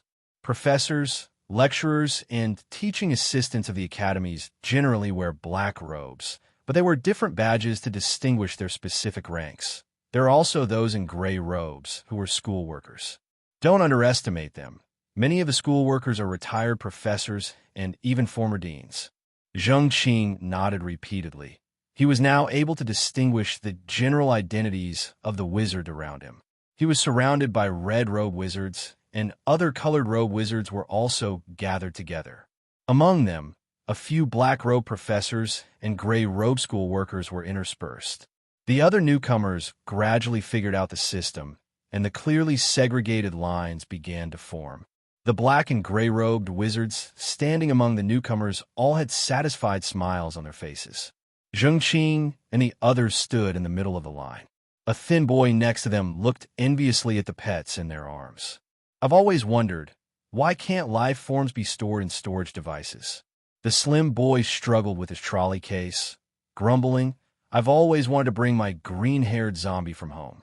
I heard the school environment is good for it, but my interviewer wouldn't allow it. The notice states that we can't bring magical creatures of high risk.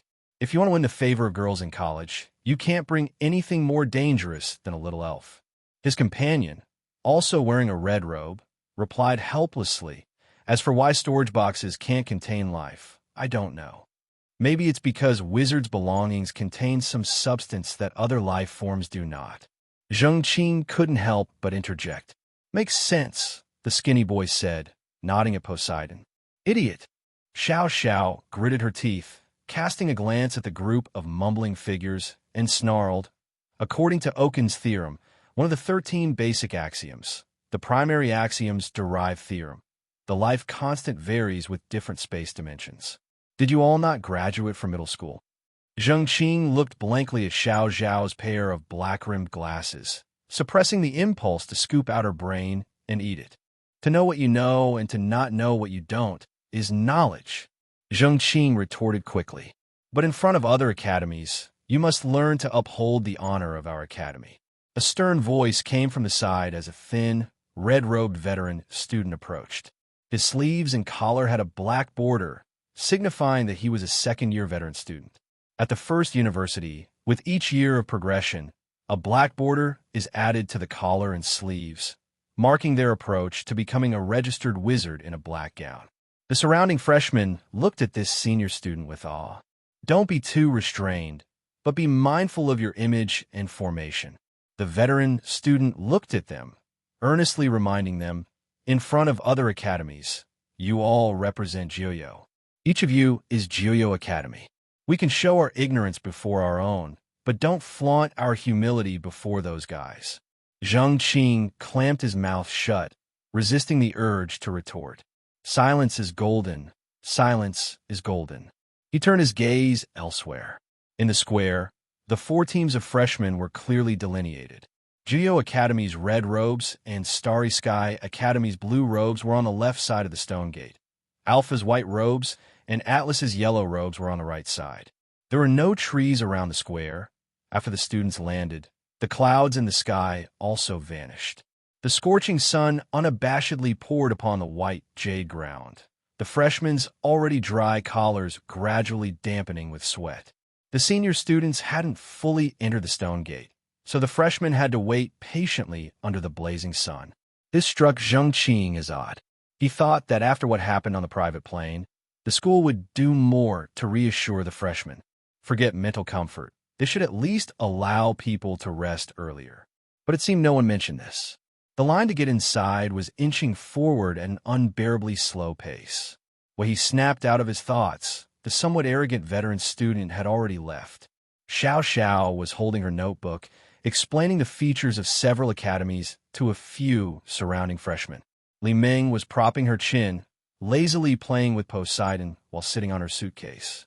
Little Fox hid in a shadow cast by a few freshmen, sprawled out with his eyes discreet, turning a blind eye to the foxtail grass in Li Meng's hand, only occasionally wagging his tail to show that he was still alive. Alpha students, they're all self-righteous assholes. Many of these assholes are heirs of millennia-old clans, incredibly well-versed in noble tactics. They enjoy veiled threats and posturing, but most of them are just paper tigers. Xiao spoke sharply, almost as if she was a different person. Zheng Qing glanced at the white-robed crowd in front of the right gate. At least superficially, these alpha students didn't seem to be bad. On the contrary, they stood out among students from all academies with their appearance. Handsome men and beautiful women, elegant in manner, composed in demeanor, maintaining high decorum even under the scorching sun. Atlas Academy's yellow robes, however, are different from Alpha's white ones. If Alpha values the purity of bloodlines, then Atlas advocates purity of spirit. This academy is full of fanatics of religions like Buddhism, Taoism, Confucianism, Christianity, Eastern Orthodoxy, shamanism, etc. They're all a bunch of lunatics. This statement was also quite harsh. Zheng Qing held back his laughter, recalling his teacher's words, "Never argue right or wrong with religious fanatics." He agreed and nodded seriously. Not far from them, Atlas Academy students were in groups of 2 or 3, their expressions solemn, dignified demeanor, neither whispering nor chumming around, waiting quietly under the sun. Next to them were Alpha's noble-like academy students, making Juyo Academy and Starry Sky Academy's freshmen look disorganized by comparison. The blue-robed Starry Sky Academy. It doesn't match the elegance and tranquility of this color at all. This academy is full of fighters. Small battles every 3 days, large battles every 5, utterly barbaric. If there comes a day when the infirmary of Starry Sky Academy doesn't receive a patient, it means everyone is already at the hospital. It seemed that Xiao Zhao's evaluation of the other academies was quite sharp. But it must be said, these evaluations do have a sharp, penetrating touch to them. Zheng Qing recalled his interviewer, Thomas, who used the thunder curse unrestrained on the streets of the Great Ming Pavilion and couldn't help but sigh. He saw a few restless freshers in the blue team next to him, lifting their blue robes, ready to take action. I always feel that the red robes of our academy should be swapped with the Starry Sky blue robes. Don't you think the explosive vibe of the red robes fits those savages who only have muscles in their brains better? Li Meng tossed away the foxtail grass in his hand, dragging his suitcase next to him, and grumbled, "Blue robes look so pretty, unlike these red robes, which look silly." She shook her somewhat oversized red robe, looking rather unhappy. The corner of the robe fluttered, stirring up a small gust of wind. Poseidon, amused, moved closer, and then rolled out with a dusty face amid Li Meng's screams. Zheng Qing pretended not to know the little wretch. He turned his head, looked at Xiao, and changed the subject. "I remember the interviewer said something different to you. He said Alpha values talent, Atlas values belief, etc. Precisely because the way students are admitted is different, it results in differences among the students," Xiao said, slapping his notebook with utmost seriousness. Alpha screens students with talent, but most talents are subtly transformed over a long period of time. This leads to many talented students being born into wizard families, making Alpha Academy synonymous with wizard families. Similarly, Atlas values faith. Who has the purest and most steadfast faith? Only those devout religious believers. Atlas Academy's class divisions are different from ours. They divide classes based on faith, like the Mahayana Buddhism class, Theravada Buddhism class, Tibetan Buddhism class, etc. Atlas has the most classes among all academies. What about us? What's special about our academy? I remember our academy emphasizes examinations. Zheng Qing asked eagerly. The few red-robed students gathered around also urged impatiently. A group of scholars. What else could be special? Xiao said with a straight face. In anticipation of the academy and setting high expectations for himself, Zheng Qing immediately showed extreme dissatisfaction with this answer. No one likes being belittled, unless they're a masochist. Xiao Xiao continued to critique Juyo in the same tone he used to evaluate other academies. Those without an entrance ticket need to take an exam to gain entry. Those aristocratic disciples have their parents to guide them. Those religious believers have their seniors to guide them. And those battle fanatics stake their lives to make it in. And us? If we don't demonstrate our worth through examinations, who will care? Why would fate favor you in such a vast world? Therefore, the journey of life is tough. Gentlemen strive to improve themselves ceaselessly. A tall male student nearby disagreed and joined in. He stretched out his hand, smiled at both of them, and said, Level 08 of Juyo Academy, Tang Dun. Zheng Qing. Zheng Qing nodded, extending his hand in a friendly manner. He remembered this male student. After the tall, silver-haired elder in a black robe left, the freshers on the square fell into a quite chaotic situation. This male student actively organized the freshmen to line up in sequence, demonstrating good leadership. No discrimination against those without a noble lineage, but there are many great and magical inheritances, no rigid shackles, but spiritual freedom and independence. No violent oppression. Everywhere is filled with spiritual energy, passion, and dreams. Tang Dun pointed to the teams not far away, waving his hand energetically. To be precise, ours is a great academy. Xiao Xiao closed his notebook, not bothering to refute. Well said. Zheng Qing pondered over Tang Dun's words. But the features don't seem to stand out. Those traits seem to fit into any other academy. Why not just distribute us directly into other academies? Because of pride, Tang Dun's voice was very low. The pride that flows in our blood, the pride buried in our hearts, the pride seared deep into our souls. Pride. Zheng Qing mulled over the word again, looking perplexed. The other students around also fell silent. Zheng Qing looked around, holding his breath. This is a colossal hall. It was hard to describe with specific concepts. Zheng Qing could only feel that this hall was enormous. There were no structures in the center of the hall, leaving it vast and open. The iron-gray floor looked sturdy and beautiful, giving people a sense of assurance. Intersecting silver lines were embedded across the floor, occasionally decorated with hollowed-out characters, forming a magnificent and mysterious pattern. This pattern looked like a magical formation, which Zheng Qing scrutinized carefully. Above the hall, it was black like the lonely night sky. Large balls of light floated leisurely along mysterious trajectories, casting a gentle starlight over the hall. Interspersed with the ethereal music that seemed to come from nowhere, it accentuated the transcendental aura of this place. Hundreds of towering, dark pillars stood formidably around the hall, with a lifelike and ferocious giant beast coiled around each pillar. Gray-stone barriers connected these gigantic pillars. On the walls behind the barriers, there were occasional arches, each with its unique style. These arches sat there quietly. The mottled marks on the doors told stories of their long history and abundant experiences. Between the arches on the walls, there were large scroll paintings. Zheng Qing, following the stream of people, turned right at the entrance, strolling along the corridor, looking at the murals pieced together. They depicted the history of wizards. Most of the murals on the first floor were about the history of wizards interacting with ordinary humans. Starting from the primitive men, wizards perceived the world and saved all beings. Later, as the world of commoners developed, their attitudes towards wizards varied. Some were panicked, avoiding wizards like deadly snakes, and attacked in anger. Others admired them, worshipped them like gods, and bowed before them. Still others were curious, treating wizards with admiration, leading to enjoyable conversations. Then the wizards hid away, experiencing ups and downs in the vast world, causing people to sigh and lament.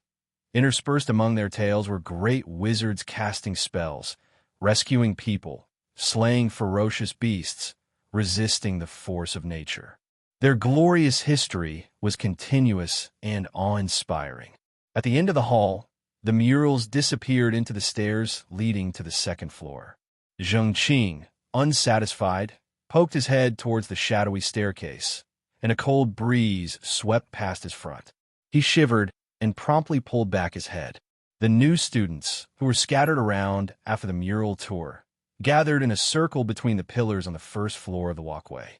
Zheng Qing noticed that at this point, the students of the four academies were mingled together, no longer divided as they had been before. Only Xiao Xiao and Li Ming were left wearing red robes beside him. The older students, the veterans, appeared out of nowhere on the second, third, and even higher walkways.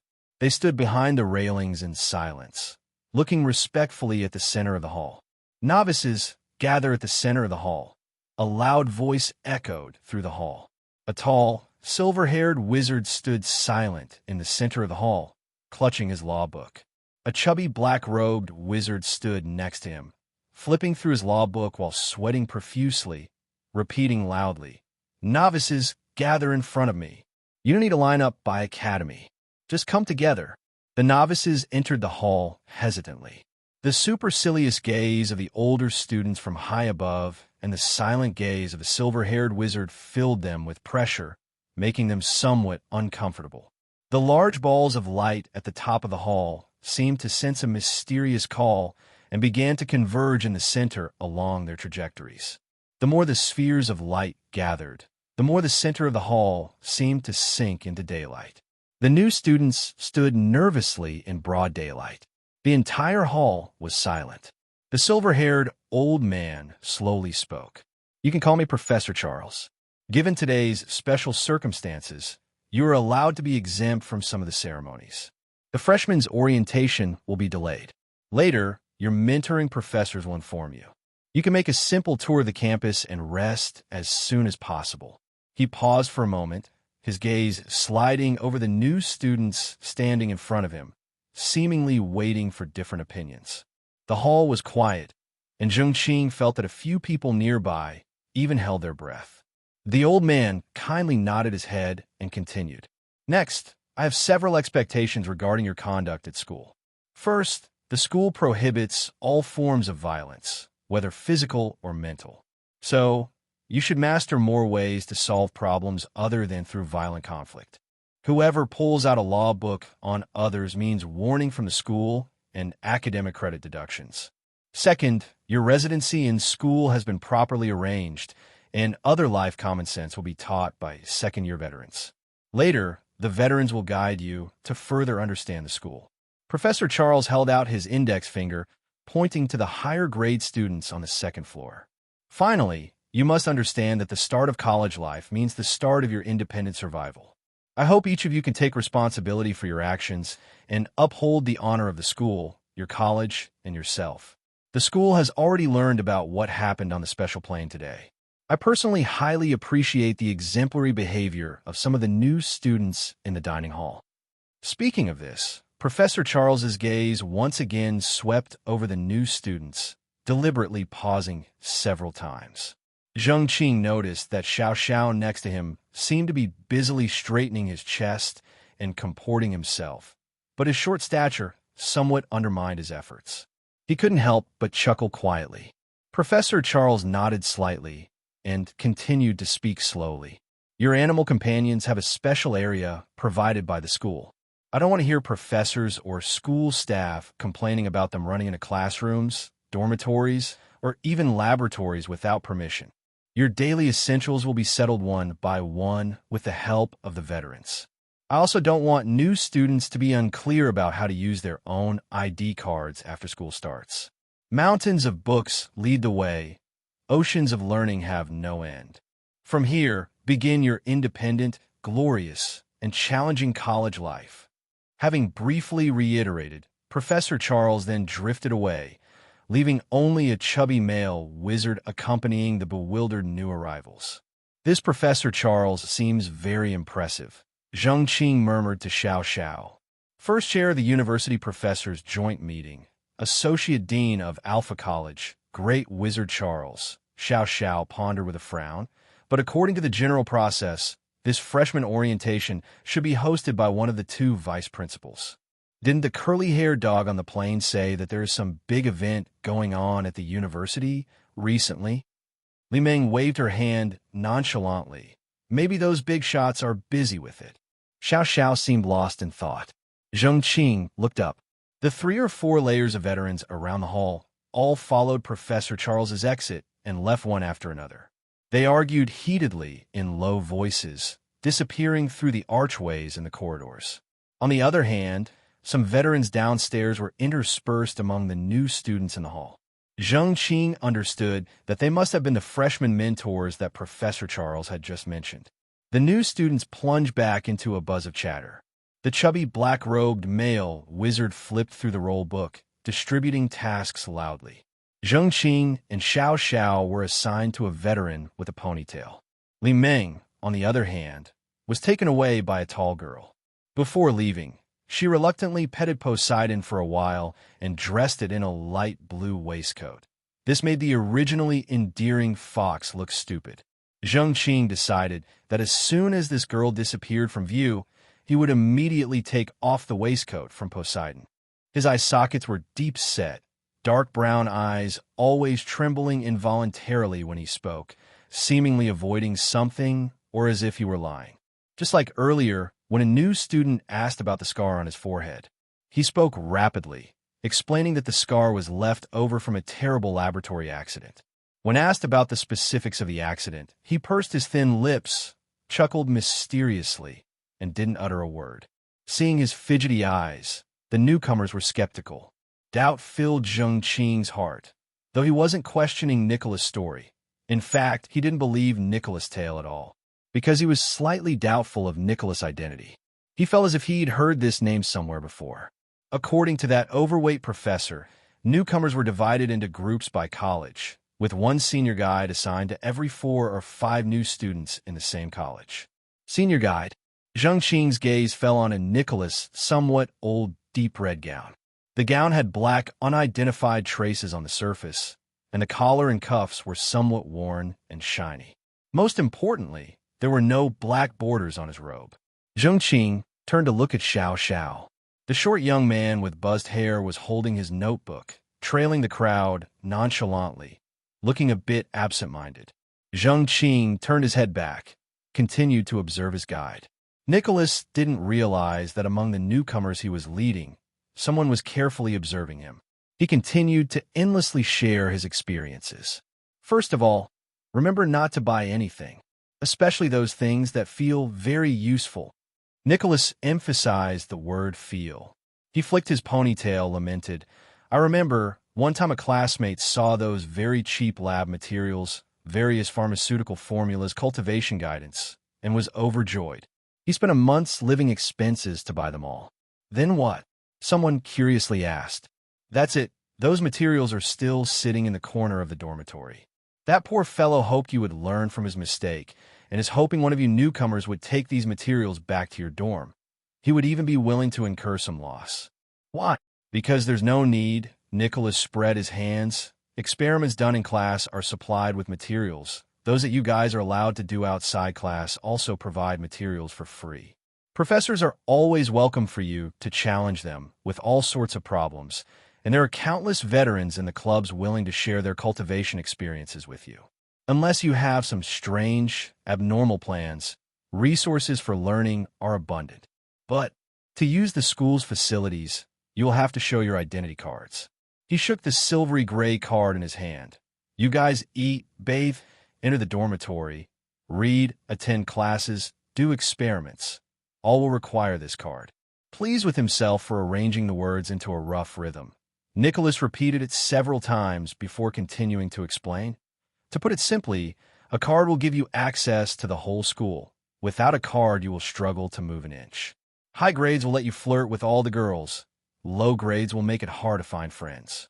Sure, once you're off campus, for example, in Beta Town, and a few friends want to meet or buy some small gifts, you will need to spend some money.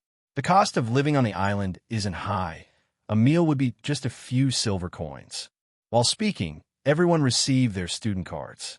Zheng Qing carefully examined the card in his hand. The student credit card was about 3 inches long, entirely silvery white, the material unknown, but it felt like a kind of warm metal. The upper left corner of the card displayed the holder's photo. On the right were the college, major, student number, name, and most importantly, the credit score. At this moment, the number next to his credit score was a vivid red 0. The credit card serves dual purposes. It's not only a student ID for the first university, but also a debit card from the Wizards United Bank. In a while, you could try depositing your surplus money into this card. You can do this at the Wizards United Bank's Buji Island campus branch. The bank is located in the front yard of the university. You can easily find it as it has gold and silver wood, yuanbao maple, and magnolia trees planted in front of it. I'll point it out to you guys in a while. The newcomers carefully examined their identity cards, whispering to each other and conversing in low voices. Nicholas clapped his hands, drawing everyone's attention back to him. Before the tour, I will give you a brief introduction. After he landed, which for new students, it's easier to accept the phrase falling off the plane, Nicholas rolled his eyes, seemingly trying to be playful. Unfortunately, this reminder was a rude awakening to the freshmen's recent terrifying experience, cooling down their mood significantly. Feeling a little uneasy, the freshman guide clears his throat to continue. The small plaza we landed in is called First Plaza, then the grand gate you crossed is called First Gate, and this grand hall you are currently in is called First Hall. Easy to remember, isn't it? Zheng Qing couldn't help but chuckle. He had completely lost faith in the wizard's ability to name things. However, this laughter served as a huge encouragement for Nicholas, whose tone became slightly more upbeat. The first hall is a mandatory stop before entering every college, hunting ground, research institute, etc. of the university. Without passing through here, it is quite difficult to reach your desired college. Consider this place as the hub of the first university. Since you are all freshmen, for daily gatherings, you can comfortably stay on the first floor viewing corridor of the first hall. As for the second and third floors, those are for upperclassmen. You don't need to worry about those at all. Speaking, he raised his head, looked at the high-up corridor, and fell silent for a few seconds. For safety reasons, the hall is closed off to the outside. You can think of the glowing objects flying in the dome as stars. Just don't randomly attack them. As for the beautiful music playing here constantly, honestly, I don't know what's going on. Previous veterans bragged that the singing was from the elves living on those little stars. That's pure nonsense. I tried to catch them and saw nothing. I even lost a point for it. Nicholas pouted slightly, appearing somewhat chagrined. Among the freshmen, a short girl suddenly gasped in alarm. What's wrong with it? It's been restless since earlier. Is there something wrong with this place? Zheng Qing noticed that the girl was clutching a flower cat's head, trying to soothe her little companion. However, the flower cat in her arms struggled vigorously, continuously meowing nonstop. Don't worry. Just let it go, said Nicholas calmly. As Professor Charles explained earlier, these creatures know where they are supposed to go. This is the first university. There is absolutely no need for you to worry about their safety. The girl, half convinced, let go of her hand, and the flower cat elegantly hit the ground, stood up, shook off its fur, languidly straightened its body with a stretch. It looked at the short girl with its amber eyes and glanced at the bystanders in a haughty manner, then strolled leisurely into the corridor, disappearing behind an archway. Looking around, Zheng Qing realized that Poseidon had also vanished without a trace. Xiao Zhao's ancient turtle has also mysteriously joined in, working hard to crawl towards the archway. Drat! I forgot to remove the fox's vest. Frustrated, Zheng Qing scratched the box in his arms. Inside the box, a few little elves restlessly rolled over. Zheng Qing got scared and immediately loosened his grip of the box. He hasn't figured out how to face the little elves when they wake up. What are you holding? The short girl pointed at the box in Zheng Qing's arms and asked curiously. Destiny. Xiao Xiao suddenly raised his head and replied. Zheng Qing took a deep breath, holding the box in his arms a bit tighter. The little elves inside the box were still sound asleep. The noisy sounds in the hall and Zheng Qing's scratching of the box did not disturb their sweet dreams at all. Just as Zheng Qing had guessed, he was not an upperclassman of the First Academy, but there was no denying that he was a veteran student at Jiuyo Academy. Nicholas Green Oswald, a freshman at the First Academy of Jiuyo for the third year running. He had already twice failed to pass the promotion exams at the end of his freshman year. At the end of July, Dean Yao of Juyo Academy had a frank discussion with him. If you still fail to advance further by the end of this third year, the Academy may have to reassess your qualifications for admission. This may not only affect your future as a wizard, but also impact Liz's future application. The scene of the conversation was still vivid in his memory, and he could remember how many times exactly Professor Yao had tapped his pipe that day. For this reason alone, he was filled with fear for the coming school year. He did not worry about becoming a qualified wizard, but he did worry about his sister, Liz. Nicholas was born in the northern district of Beta Town, an area known for being a gathering place for tricksters. In the Wizard's Codex, tricksters are categorized as wizards with limited action ability. In other words, wizards recognize tricksters as other wizards, but they only do so reservedly when it comes to their magic abilities, because the abilities of tricksters are too weak. Most of them can only pull a white rabbit out of an empty top hat, or build a castle out of a deck of playing cards. At most, they could turn a bouquet of roses into a flock of white pigeons. For wizards, these abilities are at the level of a kindergarten child. Their weak abilities even prevent them from being able to work as wizard apprentices. The mental state of tricksters is easily damaged in a wizard's lab, and their bodies cannot endure the pressure of working in an alchemy workshop. All in all, tricksters cannot find suitable employment in the wizarding world. Without suitable employment, there's no steady income. That means a life of hardship. Many tricksters have tried to escape this life, but the qualities they have always hoped would earn them recognition now bind them like shackles. The Wizard Behavior Management Method, issued by the Wizard Alliance, imposes very strict limitations on the secular life of wizards. It clearly stipulates that without permission, wizards are strictly forbidden to stay in mundane society for a long time, engage in mundane jobs, or have deeper economic dealings with mundane society. So, these poor folks can only hang on for dear life in the reservations delineated for them by the Wizard Alliance. The young and able-bodied grit their teeth, venture into the dark forest, do the gathering work that regular wizards disdained, or even serve as bait for some unscrupulous hunting teams. The old and weak huddle in street corners, showing small tricks, hoping that some kind-hearted person would toss them a few bronze coins. To wizards, they are as disgusting as cockroaches. Stubborn wizards think the existence of tricksters diminishes the mysteriousness of wizards, makes the distance between wizards and the mundane not seem so far, and is a blasphemy to magic. Radical wizards see tricksters as failed evolvers. They even object to the identification of tricksters in the Wizard's Code. So now, for any orthodox wizard, being called a trickster is just like calling a normal person an idiot or moron. It is considered a very serious offense. Nicholas's mother, Mary Green, was a trickster, but she was a beautiful one. No matter in a mundane world or the wizarding world, no matter in ancient times or now, beauty has always been an outstanding talent. Perhaps the gods deemed the beauty they bestowed upon her too generous, and decided to withdraw a bit of their favor through other means. Like her children, Nicholas and Liz were identified as tricksters shortly after they were born. That was like sentencing them to a life of hardship. Mary was a brave woman, and she didn't want her two children to repeat the tragic lives of tricksters. And so she crashed the werewolves' firelit feast. She succeeded. Liz and Nicholas were bestowed talents by the drunken king Oswald, but she also failed. Rabid werewolves viciously wounded her at the feast. When she stumbled home, her whole body was dyed red with blood. "Live well, take care of your sister." Those were her last words. Throughout her lifetime, this woman could only perform a little trick, turning a bunch of thorns into a bouquet of lilies.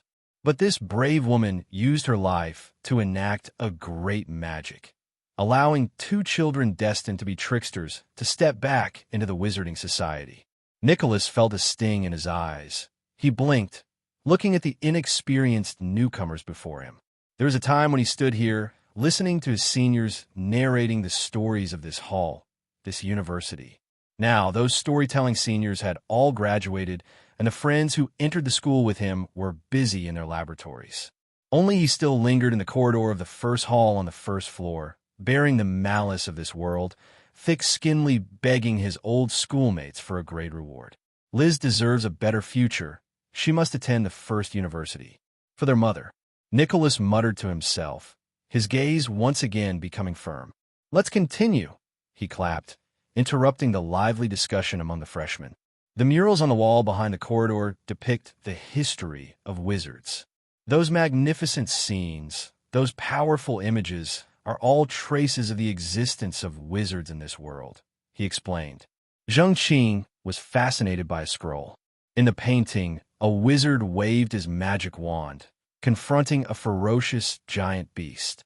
Their surroundings were full of thunderbolts and lightning, red lava rolling beneath their feet, the space around them distorted in their view. The earth-shattering aura seemed to be about to break this mural. Nicholas stood in front of him, blocking his view. He looked at these young people in front of him, recalling the warnings from his predecessors, and repeated those words to these freshmen. What you need to be aware of is, don't get overly obsessed with history. However majestic the history might be, it's a time already past. The future lies beneath your feet. If you lose yourself in history, it's easy to lose your way. The freshmen reluctantly took their gaze from the murals. Nicholas nodded in satisfaction. He turned around and introduced the first hall to the freshmen. There are 9 big gates encircling the first floor of the entire hall. One is the one we are standing in, the gate to the outside world. The remaining 8 lead to the 4 colleges and 4 research institutes. The 4 colleges are Juyo Academy, Alpha Academy, Atlas Academy, Starry Sky Academy, as you all probably know. The 4 institutes are the Alchemy Research Institute, the Astronomical Research Institute, the Potion Research Institute, and the Divination Research Institute. Of course, there are also famous research institutions like the Star Sign Tower and the Talisman Institute. However, those places are not open to freshman students. There are 9 gates in this hall, but there are countless doors within the 4 colleges and 4 research institutes. The mysteries in them will be for you to explore slowly on your own. Perhaps somewhere in your lecture hall, there are a few doors that lead directly to the center of the first hall once you go through them. Or a wall you pass every day might open a gate to Beta Town. But behind most doors, there's just a classroom. Every door frame has its own unique symbols, marks, or proverbs. As long as you pay attention, you won't go wrong. Just like the gate of Juyo Academy, the seat of learning, its door frame symmetrically faces 6 characters. Heaven rewards the diligent. Earth values steadiness. Only by understanding the meaning of these 6 characters can one step over the threshold and truly enter the academy. The stone lion turned its head slightly, not letting Nicholas mess up its mane. Then it raised its huge paw and slapped the naughty guy, flying into the distance. The newcomer screamed in shock. In the hall, the other veterans watched the scene with amused smirks, whispering something to the newbies they were leading. Unfazed, Nicholas dusted off his non-existent dirt, licked his lips, and smiled flatteringly at the lion. I was just teaching these tender newbies a lesson, sir. Don't take it to heart. The stone lion closed its eyes solemnly, its paw pressing a stone ball, squatting in silent dignity, as if the paw that just swiped had nothing to do with it. Nicholas shrugged indifferently and looked back at his newcomers. What's unique about this door? There are 2 guardians at the entrance. Zheng Qing said softly. There are 9 ancient talismans on the door lintel, and the circular logo of Juyo Academy. The others chimed in with varying comments. Good, that about covers it. Nicholas sighed, glanced at the gatekeeping stone lion, grimaced, and grumbled, now enter. The newcomers cautiously walked past the stone lion, stealing glances in awe at these guards. The stone lion sat in silence, as if the slap earlier was illusory. Walking through the archway felt ordinary. Nothing unusual. Zheng Qing only felt a sudden brightness before his eyes, and then he found himself in a lush environment. Directly in front of him was a large, black-green screen wall. Behind him was a thick, ancient door, and on the tall walls to his left and right, dense vines climbed. The new students had just walked out of a small side door next to the main entrance. A grunt came from behind. Zheng Qing quickly turned his head to see Nicholas tumbling in. Ahead is a screen wall. You first find your names on it. While wincing in pain on the ground, Nicholas yelled at the stupefied new students. Did you get that? Never provoke any entity in the school, especially these seemingly rigid stone statues. I must remind you, the First Academy's level of intelligence is quite high, or, to put in simpler terms, the level of magic is high. Many items or entities that you often see will exist in ways you don't understand. Feeling that he wasn't explaining it very well, Nicholas added very seriously, "You'll understand this over time. What I need to remind you is don't insult or behave similarly to these entities. Compared to you, they have more fragile emotions. They deserve more comfort. Just like what happened to me just now, you'll be punished." Ouch. He drew a sharp breath and slapped his buttocks with the law book, which didn't seem to have much effect. In the end, he gave up his efforts, limping along to lead the way. Did anyone find their names on the screen wall? The screen wall was a behemoth, approximately 4 to 5 meters high and 8 to 9 meters long. The base of the screen wall was a vermilion seat carved out of Han white jade. Bizarre mythical beasts were carved on the upper and lower vertical pillars. The wall was a glossy, teal-black. It wasn't dazzling, but instead exuded an elegant, ancient charm. The roof of the wall had intricate overhangs covered in light green glazed tiles. Complex talismans could clearly be seen on the tiles. Stare at the screen wall and chant your name, Nicholas instructed from the side. Zheng Qing nervously blinked, focused on the center of the screen wall, and mumbled his name to himself. Zheng Qing, Zheng Qing, Zheng Qing. Slowly, a few lines of text appeared on the screen wall. At first, the characters were blurry, but as he continued to chant, the lines grew bigger and clearer. Zheng Qing, male, born in 1990. Originated from the Huaxia area. Pupil of Jiuyou Academy. Astronomy Class 08-1. Elementary school score, none. Middle school score, none. Wizards Unified Exam score, 480. Zheng Qing exhaled deeply, suddenly feeling much lighter. He turned to look at Xiao Xiao. This small-built boy was frowning, thinking deeply in front of the mirror wall. Then he had an epiphany and looked at the mirror wall again. Xiao Xiao, Xiao Xiao, Xiao Xiao. He silently repeated Xiao Zhao's name in his heart. The bluish-black wall stones were quiet and subdued under the late summer sun. In response to Zheng Qing's new request, this wall silently refused. "What's for lunch?" Xiao Xiao suddenly opened his mouth next to him. I haven't thought about that yet." Zheng Qing hastily shifted his gaze, looking around. His face heated up slightly, feeling as though he was a thief sneaking into someone else's house and discovered by the owner. Xiao Xiao, who looked at him doubtfully. Right in front of the mirror wall was a large gate. The black gate was tightly closed. Under the thick pillars on both sides were two turtle-like monsters that looked like made of stone. The several Shanghai purple-black wall stretched left and right along the gate, trailing far off. The wind brushed past. The climbing vines on the walls rustled, further setting off the tranquil atmosphere here. On both sides of the main gate were two Shanghai side gates. Zheng Qing looked at the left side gate and knew that behind it was the first Great Hall. They had just exited from this side gate. He looked up. Huge trees stood quietly in the breeze outside the wall. The rustling sound of the leaves made Zheng Qing absent-minded.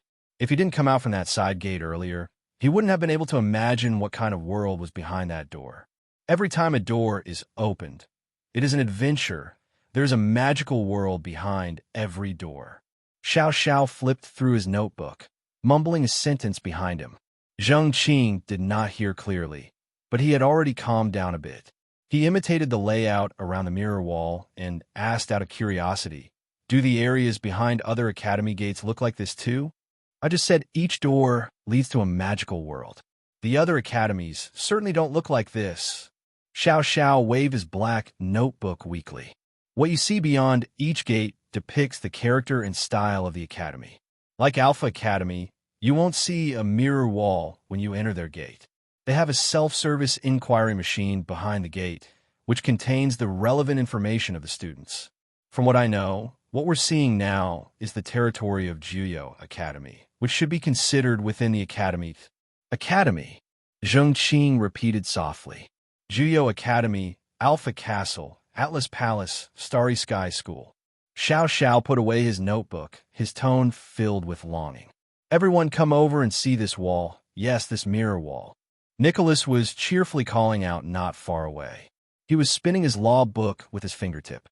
Small electric sparks flashed around the law book, emanating crackling sounds. The freshmen were immediately attracted. This mirror wall, also called the projection wall, is the iconic building of Jiuyou Academy's academy.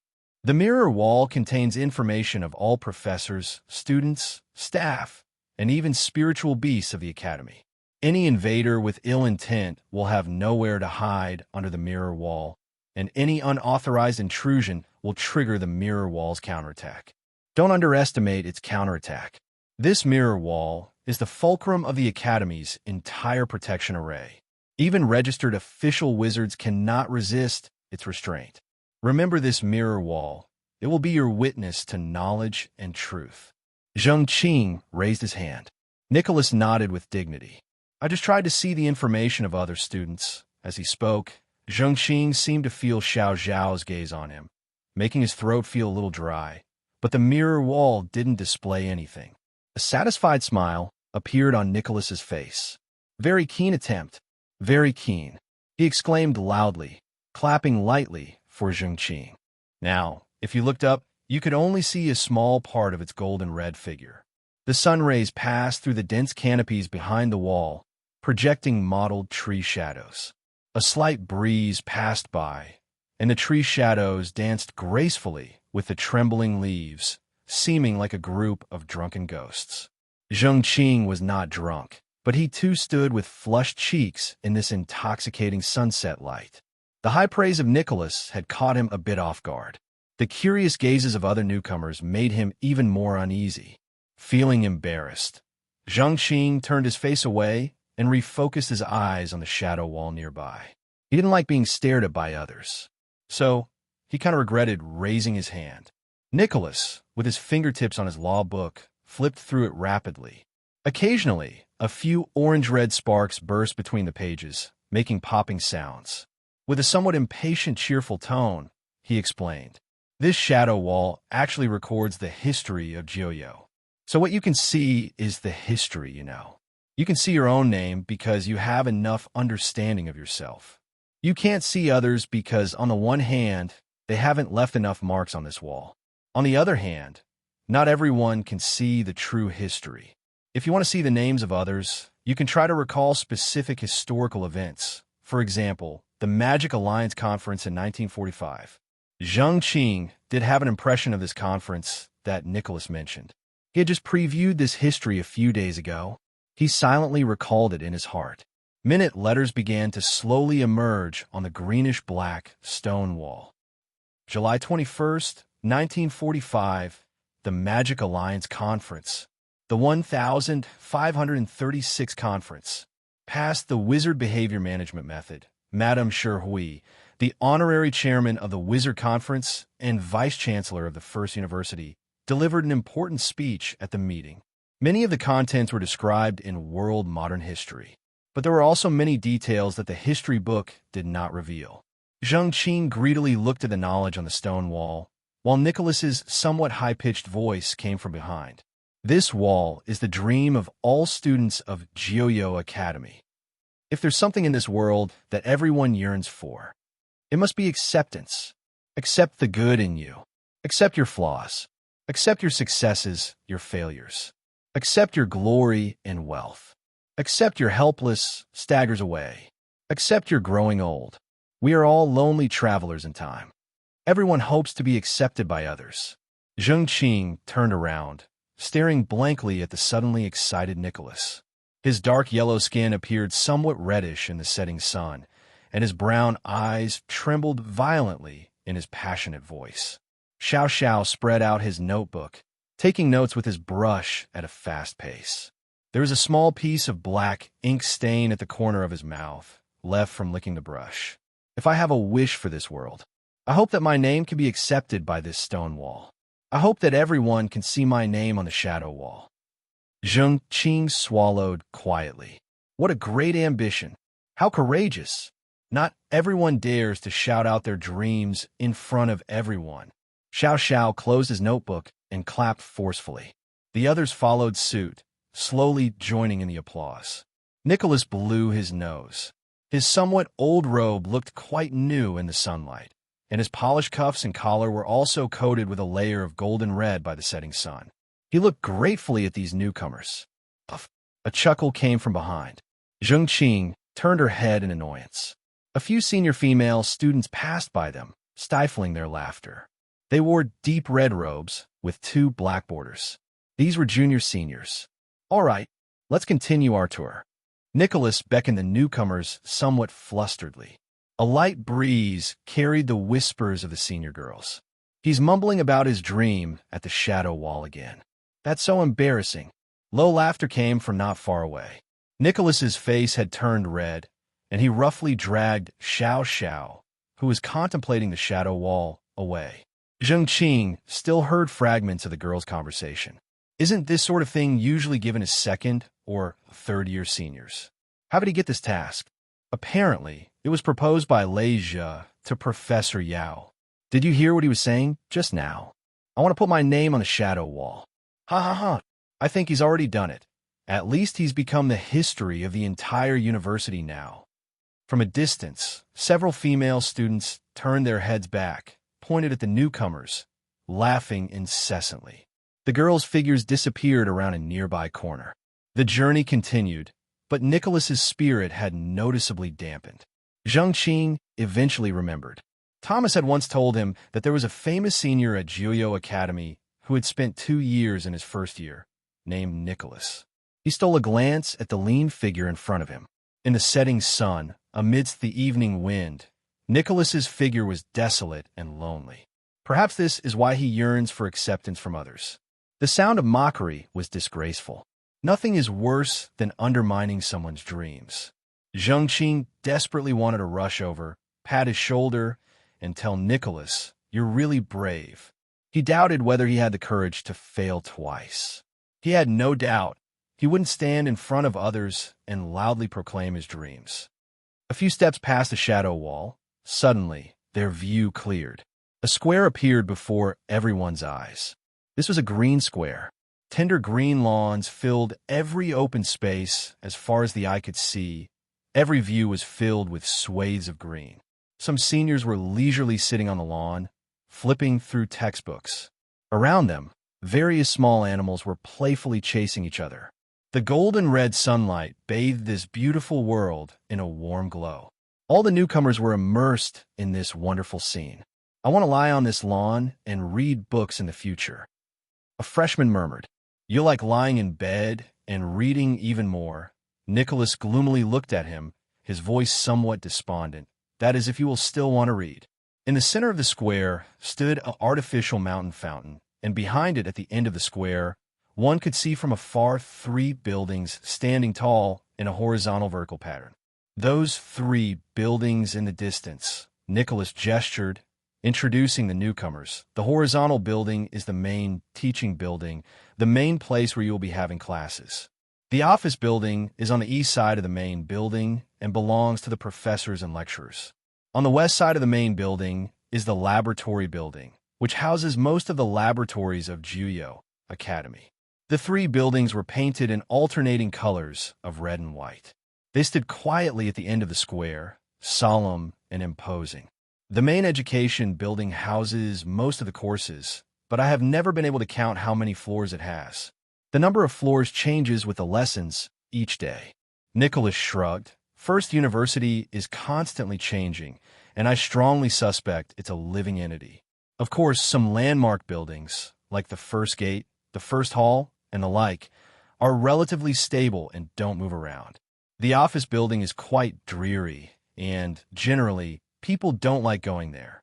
The laboratory building is more complicated, with facilities such as the Dan Fire Room and Potion Room underground, various testing labs in the middle, the astronomical observatory on top, and so on.